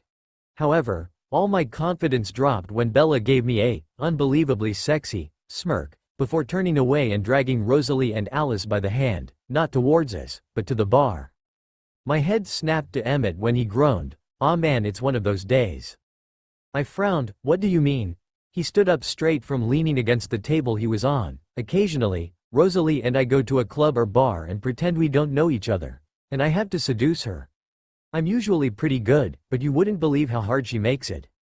I smirk at him, till he looks at me and continues, "And looks like you're going to be in the same boat." I hide my now rampaging nerves and shrug. It shouldn't be too hard, right? His loud laugh doesn't help me at all. Oh, don't worry, you just have to beat, practically every other human here. I immediately look around and realize he's right. Almost every guy and quite a few girls are staring at my mate. My instincts flare up and I could feel my face turn into a scowl as I stared at the surrounding bodies, as a great deal of them were turned towards the 3 females that had entered the club. I realized then and there 2 things. 1. Bella was going to make this difficult, and 2. It was going to be even harder not hurting any of the humans that flirted with my mate. I giggled into my hand as I watched over Bella's shoulder as Emmett explained to Tanya how this night was going to go for her. The panic, the annoyance, the nervousness were humorous, But the best was the adoration when she looked at Bella's back. "Has she started coming over here yet?" Bella asked. Wringing her hands together around the soda the bartender dropped off. I focused on Bella. "Not yet, but she will." Bella's eyebrows furrowed. "She better, the early bird gets the worm, you know." Rosalie snorted. "Right, because you'd leave with anyone other than her." She flushed. "Well no, but still, she needs to step up her game or we're going to be stuck with." "Hello ladies, can I buy you something to drink?" This. Bella finished, her face clearly showing her annoyance. We all looked over to see an older gentleman trying to be suave as he leaned against the counter of the bar next to us. Eyebrows raised as we took in his faded t-shirt with old jeans, and I could feel my eyes twitch when I saw the strapped sandals, with socks. The resounding "no" from all of us along with our heads turning back made it pretty clear for everyone involved, except for overage and underdressed. "You sure? I could make your night, for all of you." The sexual innuendo made it pretty obvious that he was under the strange impression that he could handle all of us, at the same time. Rosalie tensed and I waited for her scathing response she no doubt had planned for us when Bella stepped towards him. Her head tilted and she put up a sultry look. "Really? You want to step up to the plate on this?" He grinned like he already won. "Hell yeah baby, I can score home runs all night long." I smirked as I had a quick vision of Bella's response, but I could see Rose starting to tremble with annoyance, so I shot her a quick look to say it would be okay. Bella nodded, then reached over to the utensils the bartender dropped off and grabbed the knife. The mont's smile fell slightly and his eyes widened. "Well then why don't you drop your pants real quick, cause we only play for the other team, but don't worry, I can change that for you real quick." The innocent smile along with the knife had Mr. Creepy backing away slowly before Bella's words seemed to click. His face quickly turned to disgust. I hadn't seen his reaction yet, but when I heard it I could feel a familiar rumble in my chest. "Of course, freaking dykes." Rosalie stood up and took a few steps towards him, growling, and my eyes narrowed as I stood up straight and flexed my hands. The guy's instincts seemed to kick in as he started to back away from the vampires. The people around us started crowding around and it looked like some people were hoping for a fight. Bella's laughter brought eyes back to her. She was laughing so hard that tears seemed to be forming. She used one hand to wipe her eyes before gesturing to the man. "You get all upset about the whole lesbian thing. Yet you expected to have a foursome with us, no doubt wanting to see some girl-on-girl action. What a tool." Chuckles could be heard around. Everyone seemed to agree, and based on the flushed look on his face, so did he.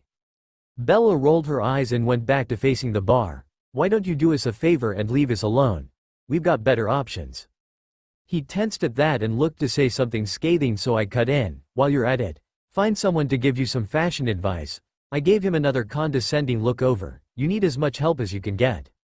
With that both Rosalie and I faced back to the bar with Bella, ignoring the sputtering fool before he turned and stomped off. The two of us vampires breathed a sigh of relief while Bella gave a whispered "finally." "Thank God, that bastard has been trying to feel up every girl here." We all turned to see a redhead standing at the bar next to us, smiling brightly at Bella. I tensed as I saw the way her eyes roamed up and down Bella's body. This combined with the fact she probably heard Bella's comment about playing for the other team was sending me some warning signs. "Tanya better get over here soon." Bella gave the redhead a small smile. "Men have two heads, they just happen to think with the smaller one most of the time." The girl snorted. "Yup, that's why I prefer the fairer sex." Out of the corner of my eye I noticed a blonde working her way over here. I looked over and saw a determined Tanya, whose eyes were only focused on Bella, till mid-step they seemed to flicker to the redhead who had taken a step closer to Bella. They seemed to narrow in confusion, before they narrowed even more in rage. I didn't have to be psychic to see this was going to end poorly. Teepov, she was flirting with my mate. She is flirting with my mate. She is flirting with my mate. I could feel my limbs trembling, and my nails digging into my palms hard enough to crack the marble-like skin. Emmett cleared his throat next to me, but I was too lost in my rage as I glared at the girl flirting with my mate. Flirting with my mate. I tensed even more when Emmett placed a hand on my shoulder. "Calm down, Tanya, the humans around us are starting to notice." Distractedly my eyes flickered around to the people near us, and some part of me realized that the surrounding humans were starting to look over in confusion. But I didn't care. because some stupid annoying human was flirting with my mate. I forced myself to take a deep breath and look away from the brat causing my rage and towards my mate. I took another breath then relaxed my hands, already feeling the cracks heal. It was no big deal. Bella is extremely attractive, so it's not difficult to understand that others would want to flirt with her. I took one final breath and started walking once more. My body relaxed and my mind focused only on my mate. Then the brat giggled and rested her hand on Bella's arm. And now I'm going to have to kill her. Empov, I couldn't help but smirk as I continued to hold Tanya down. As soon as Alice's head had snapped to Tanya, with the complete shock and horror written on her face, I knew she had seen a vision, most likely of Tanya killing the redhead. Wow, Bella is going to be so disappointed, I couldn't help but comment before anything could happen. Tanya's pitch black eyes swung up to me, her glare now focused on me, but I didn't even flinch. What are you talking about? She growled out. I rolled my eyes. Well, here we are, all dressed up to ask our girls out. And you're all focused on the redhead instead of Bella. You haven't even gone up to tell her how good she looked. Her eyes narrowed, but I could see the colors start to lighten. Not like you can talk. I scoffed. I don't have to worry about that. Out of the corner of my eye I saw Rosalie's body stiffen and I immediately backtracked. My Rose always looks amazing and nobody on this earth knows it better than me. First and last thing I think when I see her. But since you kindly reminded me, I'm going to go make sure she knows. I just hope that you can smarten up yourself and go let Bella know what you see when you look at her. I patted her once on the shoulder then walked towards my Rose. I would have to be smart about this. I have just gotten out of another no-sex punishment and I have no desire to put myself back in that position. I walked up to my maid and leaned up against the bar next to her.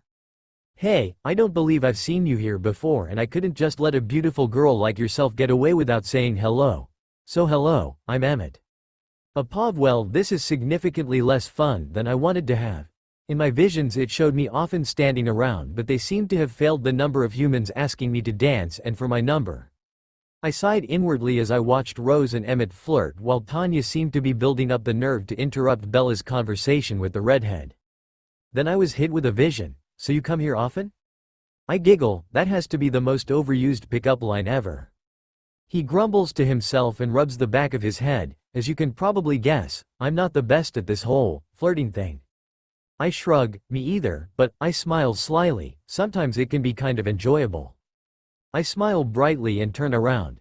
Standing there looking incredibly perfect is someone I needed to see. Hi there, my name is Jasper, he told me in his southern drawl. My smile didn't dim. Hello Jasper, I'm Alice. He seemed to be at a loss of what to say, before standing up straight and asking, do you come here often? BPOV, okay, this is getting ridiculous. Here I am stuck with an incredibly flirty redhead while my damn vampire seems to have zero self-confidence. Isn't she supposed to be some coven leader or something? Can't she man up and get her ass over here? I subtly look over at Rosalie and scowl when I see her flirting easily with Emmett. Then I look over the recently dubbed, hot and horny, and see Alice smiling brightly at a newly arrived Jasper as he appeared to fumble over his comments. You seem a little distracted. Am I not doing it for you? Hot and horny asked. I focused back on her. It's not that. I'm just making sure my friends are okay. They both kind of got picked up at the same time. Seemingly reassured, and with an annoying amount of confidence that I wish a certain vamp would soon acquire, she asked, so you think I could get your number? Before I could answer I felt a cold presence slide into the space next to me. I turned my head, barely noticing the annoyance that appeared on Hot and Horny's face. And lo and behold, I'm greeted with the smiling vision of my vampire. My attractive vampire. Whose legs look miles long in that short dress and whose skin looks entirely liquid. Quickly ending those thoughts, I focused on her eyes, her stunning molten amber eyes. God, I can drown in those eyes.